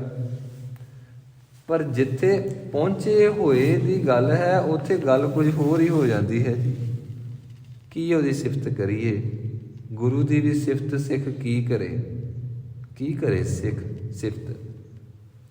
ਜਦੋਂ ਗੁਰੂ ਨੂੰ ਦੇਖਦਾ ਸਿੱਖ ਉਹਨਾਂ ਮੰਡਲਾਂ ਦੇ ਵਿੱਚ, ਉਸ ਵੇਲੇ ਸਿੱਖ ਆਪਣਾ ਸੀਸ ਝੁਕਾਉਂਦਾ ਤੇ ਗੁਰੂ ਨਾਲ ਹੀ ਗਲਵੱਕੜੀ ਪਾ ਕੇ ਆਪਣੇ ਗਲੇ ਲਾ ਲੈਂਦਾ ਹੈ। ਇਹ ਜਿਹੜੇ ਸ਼ਬਦ ਨੇ ਨਾ, ਜੋ ਸਰਣ ਆਵੈ ਤਿਸ ਕੰਠ ਲਾਵੈ ਬਿਰਧ ਸੁਆਮੀ ਸੰਦਾ, ਇਹ ਸੱਚਮੁੱਚ ਵਿੱਚ ਵਾਪਰਦਾ ਹੈ। ਇਹ ਕੋਈ ਐਗਜ਼ਾਮਪਲ ਨਹੀਂ ਦਿੱਤੀ, ਇਹ ਕੋਈ ਪ੍ਰਮਾਣ ਨਹੀਂ ਦਿੱਤਾ ਕਿ ਗੁਰਸਿੱਖ ਫੀਲ ਕਰੇ ਅੱਛਾ ਗੁਰੂ ਜਫੀ ਪਾ ਲੈਂਦਾ ਹੈ, ਗੁਰੂ ਗਲਵੱਕੜੀ ਵੀ ਪਾ ਲੈਂਦਾ ਹੈ। ਕਦੋਂ ਪਾਉਂਦਾ ਹੈ? ਜਦੋਂ ਦਇਆ ਦੇ ਘਰ 'ਚ ਆਉਂਦਾ ਹੈ? ਨਹੀਂ, ਗੁਰੂ ਨੇ ਕਦੀ ਗਲਵੱਕੜੀ ਤੋਂ ਸਿੱਖ ਨੂੰ ਛੁੱਟਣ ਹੀ ਨਹੀਂ ਦਿੱਤਾ। ਜਦੋਂ ਸਿੱਖ ਸ਼੍ਰੀ ਜਪਜੀ ਸਾਹਿਬ ਜੀ ਦਾ ਪਾਠ ਕਰਦਾ ਤੇ ਉਸ ਵੇਲੇ ਧੰਨ ਸ਼੍ਰੀ ਗੁਰੂ ਨਾਨਕ ਦੇਵ ਮਹਾਰਾਜ ਜੀ ਦੀ ਅਸੀਮ ਅਗੰਮੀ ਰੂਹਾਨੀ ਗਲਵੱਕੜੀ ਸਿੱਖ ਨੂੰ ਪਈ ਹੁੰਦੀ ਹੈ। ਸਿੱਖ ਨਾ ਜਾਣੇ ਤੇ ਗੱਲ ਵੱਖਰੀ ਹੈ। ਮਹਾਰਾਜ ਜੀ ਕਹਿੰਦੇ ਨੇ ਸਮਝ ਉਦੋਂ ਆਉਣੀ ਹੈ ਸੱਜਣਾ, ਜਦੋਂ ਤਿੱਥੈ ਘੜੀਐ ਸੁਰਤ ਮਤ ਮਨ ਬੁੱਧ। ਉਸ ਥਾਂ ਤੇ ਜਾ ਕੇ ਫਿਰ ਜਿਹੜੀ ਤੇਰੀ ਸੁਰਤ ਆ ਨਾ, ਉਹ ਜਾਗਰਤ ਹੋ ਜਾਣੀ ਹੈ, ਉਹ ਜਾਗ ਪੈਣੀ ਹੈ। ਫਿਰ ਤੂੰ ਹਰ ਇੱਕ ਸ਼ਕਤੀ ਨੂੰ ਆਪਣੇ ਪਾਸ ਅਨੁਭਵ ਕਰਦਾ ਹੈ ਤੇ ਗੁਰੂ ਦੀ ਸ਼ਕਤੀ ਨੂੰ ਮਹਿਸੂਸ ਕਰਦਾ ਹੈ। ਇਹ ਗੁਰੂ ਦੀ ਤਾਕਤ ਕਦੀ ਮੇਰੇ ਤੋਂ ਦੂਰ ਗਈ ਨਹੀਂ। ਵੱਖ-ਵੱਖ ਆਕਾਰ, ਵੱਖ-ਵੱਖ ਰੰਗ, ਵੱਖ-ਵੱਖ ਸ਼ਕਤੀ ਧਾਰ ਕੇ ਤੇ ਮੇਰੇ ਇਰਦ ਗਿਰਦ ਮੇਰੇ ਸਰੀਰ ਦੇ ਵਿੱਚ ਹਮੇਸ਼ਾ ਹੀ ਰਹੀ ਹੈ। ਤੇ ਸੱਚੇ ਪਾਤਸ਼ਾਹ ਜੀ ਕੀ ਕਹਿੰਦੇ ਨੇ ਜੀ, ਕਿਹੜੀ ਕਿਹੜੀ ਚੀਜ਼ ਘੜੀ ਜਾਂਦੀ ਹੈ, ਮਨੁੱਖੀ ਹਿਰਦਾ ਕਿਵੇਂ ਜਾਗਰਤ ਹੋ ਜਾਂਦਾ ਹੈ। ਆਓ ਪ੍ਰੇਮ ਪੂਰਵਕ ਸ਼ਰਵਣ ਕਰੀਏ। ਤਿੱਥੈ ਘੜੀਐ ਸੁਰਤ ਮਤ ਮਨ ਬੁੱਧ, ਤਿੱਥੈ ਘੜੀਐ ਸੁਰਾ ਸਿੱਧਾ ਕੀ ਸੁਧ। ਮਨੁੱਖ ਦੀ ਜਿਹੜੀ ਸੁਰਤ ਹੈ, ਸੁਰਤ ਕਹਿੰਦੇ ਨੇ ਅੰਦਰ ਦੀ ਤਾਕਤ ਜੋ ਜਾਗ ਪਈ। ਹੁਣ ਅੰਦਰ ਦੀ ਸ਼ਕਤੀ ਚੇਤਨਾ ਮਨੁੱਖ ਦੀ ਜਾਗ ਪਈ। ਹੁਣ ਜਿਹੜੀ ਮਤ ਹੈ ਉੱਚੀ ਹੋ ਗਈ, ਮਨ ਨੀਵਾਂ ਹੋ ਗਿਆ, ਮਨ ਹੰਬਲ ਹੋ ਗਿਆ। ਤੇ ਜਿਹੜੀ ਮਤ ਹੈ ਉਹ ਸ਼ੁਭ ਗੁਣਾ ਕਰਕੇ ਉੱਚੀ ਹੋ ਗਈ। ਜਿਹੜੀ ਬੁੱਧੀ ਹੈ, ਬੁੱਧੀ ਦੇ ਵਿੱਚ ਨਿਰਮਲ ਵਿਚਾਰਾਂ ਦਾ ਵਾਸਾ ਹੋ ਗਿਆ। ਹੁਣ ਨਿਰਮਲ ਵਿਚਾਰਾਂ ਤੋਂ ਇਲਾਵਾ ਦੂਜਾ ਵਿਚਾਰ, ਦੂਜਾ ਥਾਟ ਆਉਂਦਾ ਨਹੀਂ। ਤੇ ਕਹਿੰਦੇ ਹੋਇਆ ਕਿਵੇਂ? ਹੁਣ ਸੁਰਤ ਜਾਗੀ। ਇਹ ਜਾਗੀ ਕਿਵੇਂ? ਸਰਮਖੰਡ ਤੇ ਪਹੁੰਚ ਕੇ। ਹੁਣ ਬੰਦਾ ਆਪਣੇ ਇੱਕ ਇੱਕ ਸਾਹ ਨੂੰ ਇੰਜ ਸਾਂਭਦਾ ਜਿਵੇਂ ਅਸੀਂ ਕੋਈ ਕੀਮਤੀ ਚੀਜ਼ ਸਾਂਭ ਰੱਖਦੇ ਹਾਂ। ਤੇ ਉਵੇਂ ਤੇ ਅਸੀਂ ਇਹ ਕਹਿੰਦੇ ਆ ਕਿ ਵੈਸੇ ਤਕਰੀਬਨ ਕਈ ਇੰਜ ਵੀ ਕਹਿੰਦੇ ਨੇ, ਅਸੀਂ ਬਿਮਾਰ ਹੋ ਗਏ ਜੀ 70 ਸਾਲ ਦੀ ਉਮਰ ਵਿੱਚ ਤੇ ਸਾਹ ਨਹੀਂ ਸੀ ਆਉਂਦਾ, ਉਦੋਂ ਪਤਾ ਲੱਗਾ ਕਿ ਅਸੀਂ ਸਾਹ ਵੀ ਲੈਂਦੇ ਹਾਂ। ਫ੍ਰੀ ਮਿਲਦਾ ਪਿਆ ਨਾ, ਫ੍ਰੀ। ਜੇ ਬੰਦਾ 8 ਘੰਟੇ ਮਜ਼ਦੂਰੀ ਕਰੇ ਤੇ ਰੁਪਈਆ 450 ਮਿਲੇ ਤੇ ਰੁਪਈਆ 450 ਬੜਾ ਵੱਡਾ ਲੱਗਦਾ। ਤੇ ਜੇ ਰਸਤੇ 'ਚ ਲੱਖਾਂ ਰੁਪਈਏ ਇੰਝ ਹੀ ਮਿਲ ਜਾਏ ਤੇ ਫਿਰ ਉਹ ਲੱਖਾਂ ਰੁਪਈਏ ਦੀ ਵੈਲਿਊ ਕੋਈ। ਇਸ ਅਵਸਥਾ ਤੇ ਪਹੁੰਚ ਕੇ, ਸਰਮਖੰਡ ਤੇ ਪਹੁੰਚ ਕੇ ਮਨੁੱਖ ਨੂੰ ਹਰ ਚੀਜ਼ ਦੀ ਵੈਲਿਊ ਦੀ ਸਮਝ ਪੈ ਜਾਂਦੀ ਹੈ। ਆਤਮਿਕ ਪੱਧਰ ਤੇ ਆਤਮਿਕ ਸੂਝ ਆਉਂਦੀ ਹੈ। ਹੁਣ ਸਾਨੂੰ ਤੇ ਪਤਾ, ਅਸੀਂ ਮੈਡੀਕਲ ਸਾਇੰਸ ਤੋਂ ਵੀ ਕਰ ਸਕਦੇ ਹਾਂ ਵੀ ਆਖੇ ਜੀ ਜੇ ਕਿਡਨੀ ਕਿਸੇ ਨੂੰ ਦੇਣੀ ਹੋਵੇ ਤੇ ਕਿੰਨੇ ਲੱਖ ਦੀ ਮਿਲਦੀ ਆ। ਆਖੇ ਇੱਕ ਦੰਦ ਜੇ ਫਿਕਸ ਕਰਵਾਉਣਾ ਹੋਵੇ ਕਿੰਨੇ ਦਾ, ਤੇ ਅਸੀਂ ਨਹੀਂ ਕਹਾਂਗੇ ਬੜਾ ਪੈਸਾ ਲੱਗਦਾ ਹੈ, ਬੜਾ ਕੀਮਤੀ ਹੈ। ਪਰ ਇਹ ਸਾਨੂੰ ਸਮਝ ਲੱਗਣੀ, ਇਹ ਸਮਝ ਲੱਗਣੀ ਨਹੀਂ ਹੈ, ਕਿਉਂਕਿ ਅਸੀਂ ਪਾਵਰ ਆਫ ਪ੍ਰੋਫਿਟ ਦੇ ਹਿਸਾਬ ਨਾਲ ਚੱਲ ਰਹੇ ਹਾਂ। ਆਤਮਿਕ ਪੱਧਰ ਦੇ ਉੱਤੇ ਕੋਈ ਪਾਵਰ ਆਫ ਪ੍ਰੋਫਿਟ ਨਹੀਂ ਹੈ, ਕੋਈ ਪ੍ਰੋਫਿਟ ਨਹੀਂ ਹੈ। ਤੇ ਸੱਚੇ ਪਾਤਸ਼ਾਹ ਜੀ ਕਹਿੰਦੇ ਨੇ ਭਾਈ ਉੱਥੇ ਜਾ ਕੇ ਤੇਰੀ ਸੁਰਤ ਜਾਗਰਤ ਹੋਏਗੀ ਤੇ ਸੁਰਤ ਨੂੰ ਜਗਾਉਣ ਵਾਸਤੇ ਕੀ ਕਰਨਾ ਹੈ? ਸਿਮਰ ਸਿਮਰ ਗੁਰ ਸਤਿਗੁਰ ਆਪਣਾ, ਸੋਇਆ ਮਨ ਜਾਗਾਈ। ਸਿਮਰਨ ਕਰਦਾ ਰਹੋ, ਸਿਮਰਨ ਕਰੀ ਜਾ, ਫਿਰ ਤੇਰੀ ਸੁਰਤ ਜਾਗਰਤ ਹੋਏਗੀ। ਤਿੱਥੈ ਘੜੀਐ ਸੁਰਾ ਸਿੱਧਾ ਕੀ ਸੁਧ। ਸੁਰਾ ਕਹੀਏ ਜੀ ਦੇਵਤੇ। ਕਹਿਣ ਲੱਗੇ ਸਰਮਖੰਡ ਵਿੱਚ ਪਹੁੰਚ ਕੇ ਤੇਰੀ ਜੋ ਸੁਰਤ ਹੈ ਦੇਵਤਿਆਂ ਵਰਗੀ ਹੋ ਜਾਏਗੀ। ਤੇਰੀ ਜਿਹੜੀ ਸੁਰਤ ਹੈ ਇੰਨੀ ਕੁ ਟਿਕ ਜਾਏਗੀ ਜਿਵੇਂ ਕੋਈ ਸਿੱਧ ਪੁਰਸ਼ ਹੁੰਦਾ ਹੈ। ਹੁਣ ਇੱਥੇ ਦੇਵਤੇ ਕਿਉਂ ਅੱਖਰ ਵਰਤਿਆ ਜੀ ਮਹਾਰਾਜ ਜੀ ਨੇ? ਜੋ ਸਿਰਫ ਦੇਣਾ ਹੀ ਜਾਣਦਾ ਹੈ।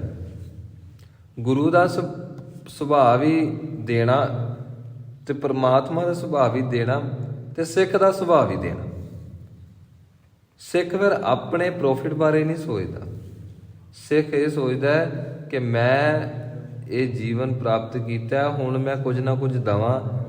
ਚਲੋ ਮੰਨ ਲਓ ਪੈਸਾ ਨਹੀਂ ਹੈ, ਮੰਨ ਲਓ ਭੋਜਨ ਨਹੀਂ ਹੈ, ਤੇ ਸਿੱਖ ਫੇਰ ਵੀ ਸੁਆਮੀ ਹੈ, ਸਿੱਖ ਫੇਰ ਵੀ ਪਾਤਸ਼ਾਹਾਂ ਦਾ ਪਾਤਸ਼ਾਹ ਹੈ। ਇਹ ਪਾਠ ਕਰਕੇ ਦੂਜੇ ਤੱਕ ਪਹੁੰਚਾ ਸਕਦਾ ਹੈ, ਦੂਜੇ ਨੂੰ ਦੇ ਸਕਦਾ ਹੈ, ਤੇਰੇ ਭਾਣੇ ਸਰਬੱਤ ਦੇ ਭਲੇ ਦੀ ਅਰਦਾਸ ਕਰ ਸਕਦਾ ਹੈ। ਇਸ ਕਰਕੇ ਸਿੱਖ ਦਾਤਾ ਹੈ, ਤੇ ਬਣਾਇਆ ਦਾਤਾ ਗੁਰੂ ਨੇ, ਕਿਉਂਕਿ ਗੁਰੂ ਵੀ ਦਾਤਾ ਹੈ ਨਾ। ਆ ਦੇਖੋ ਬਾਣੀ ਵਿੱਚੋਂ ਦਰਸ਼ਨ ਕਰੀਏ, ਦੱਦਾ ਦਾਤਾ ਏਕ ਹੈ, ਸਭ ਕੋ ਦੇਵਨਹਾਰ, ਦੇਂਦੇ ਟੋਟ ਨਾ ਆਵਈ, ਅਗੰਤ ਭਰੇ ਭੰਡਾਰ। ਇਹ ਹੈ ਪ੍ਰਮਾਤਮਾ ਦੀ ਗੱਲ। ਹਾਂਜੀ, ਇਹ ਪ੍ਰਮਾਤਮਾ ਦੀ ਗੱਲ ਹੈ। ਤੂੰ ਪ੍ਰਭ ਦਾਤਾ ਦਾਨ ਮਤ ਪੂਰਾ, ਹਮ ਥਾਰੇ ਭਿਖਾਰੀ ਜੀ। ਇਹ ਰੱਬ ਦੀ ਗੱਲ ਹੈ। ਜਗਤ ਭਿਖਾਰੀ ਫਿਰਤੇ ਹੈ, ਸਭ ਕੋ ਦਾਤਾ ਰਾਮ। ਰੱਬ ਸਾਰਿਆਂ ਦਾ ਦਾਤਾ ਹੈ। ਤੇ ਦੂਜੇ ਪਾਸੇ ਕਹਿਣ ਲੱਗੇ ਜਿਹੜਾ ਗੁਰੂ ਹੈ ਉਹ ਵੀ ਬੜਾ ਵੱਡਾ ਦਾਤਾ ਹੈ। ਤੇ ਦਾਤੇ ਦਾ ਅਰਥ ਪਤਾ ਕੀ ਹੁੰਦਾ ਹੈ ਜੀ?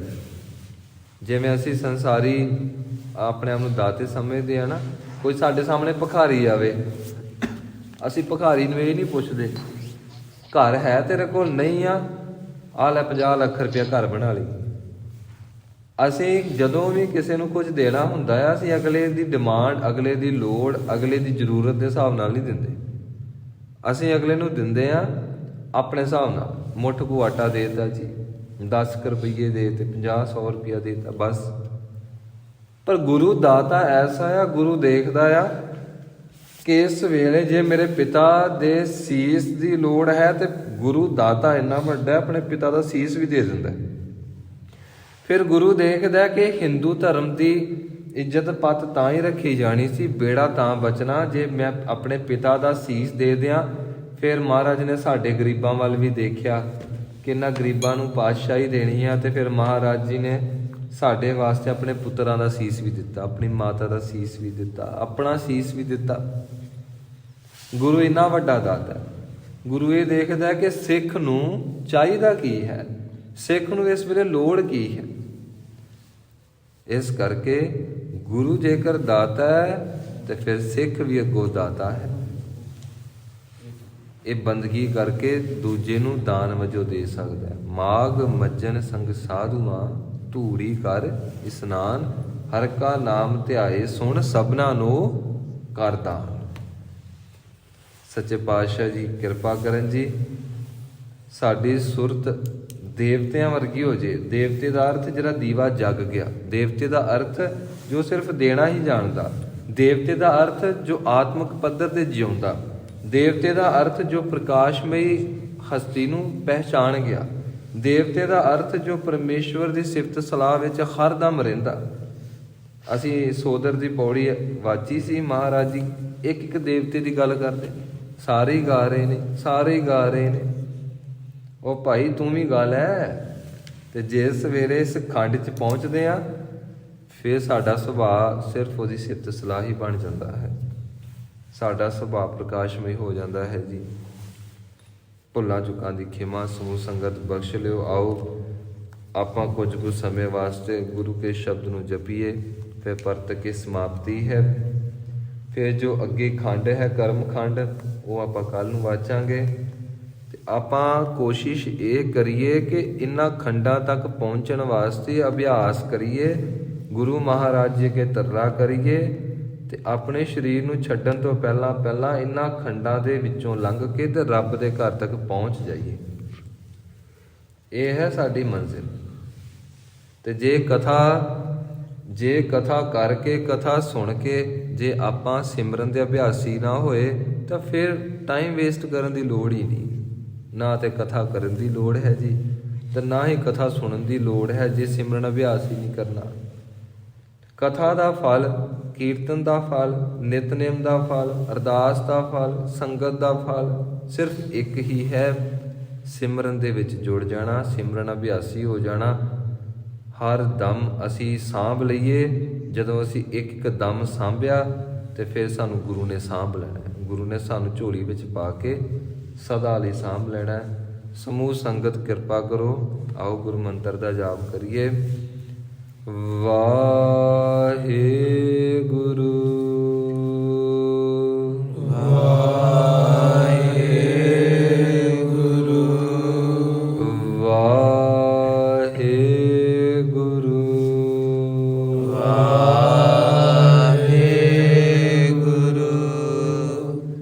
ਵਾਹਿਗੁਰੂ ਵਾਹਿਗੁਰੂ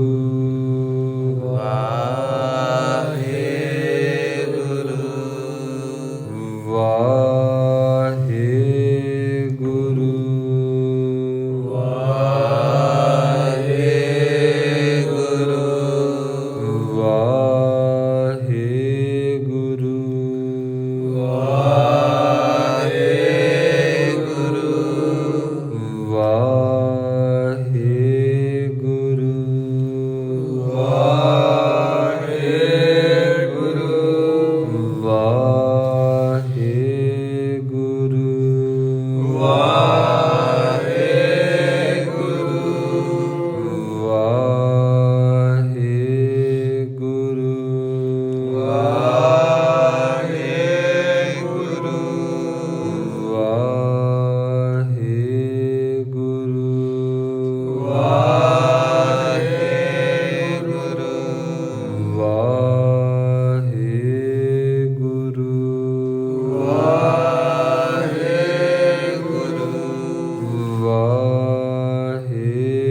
ਵਾਹਿਗੁਰੂ ਵਾਹਿਗੁਰੂ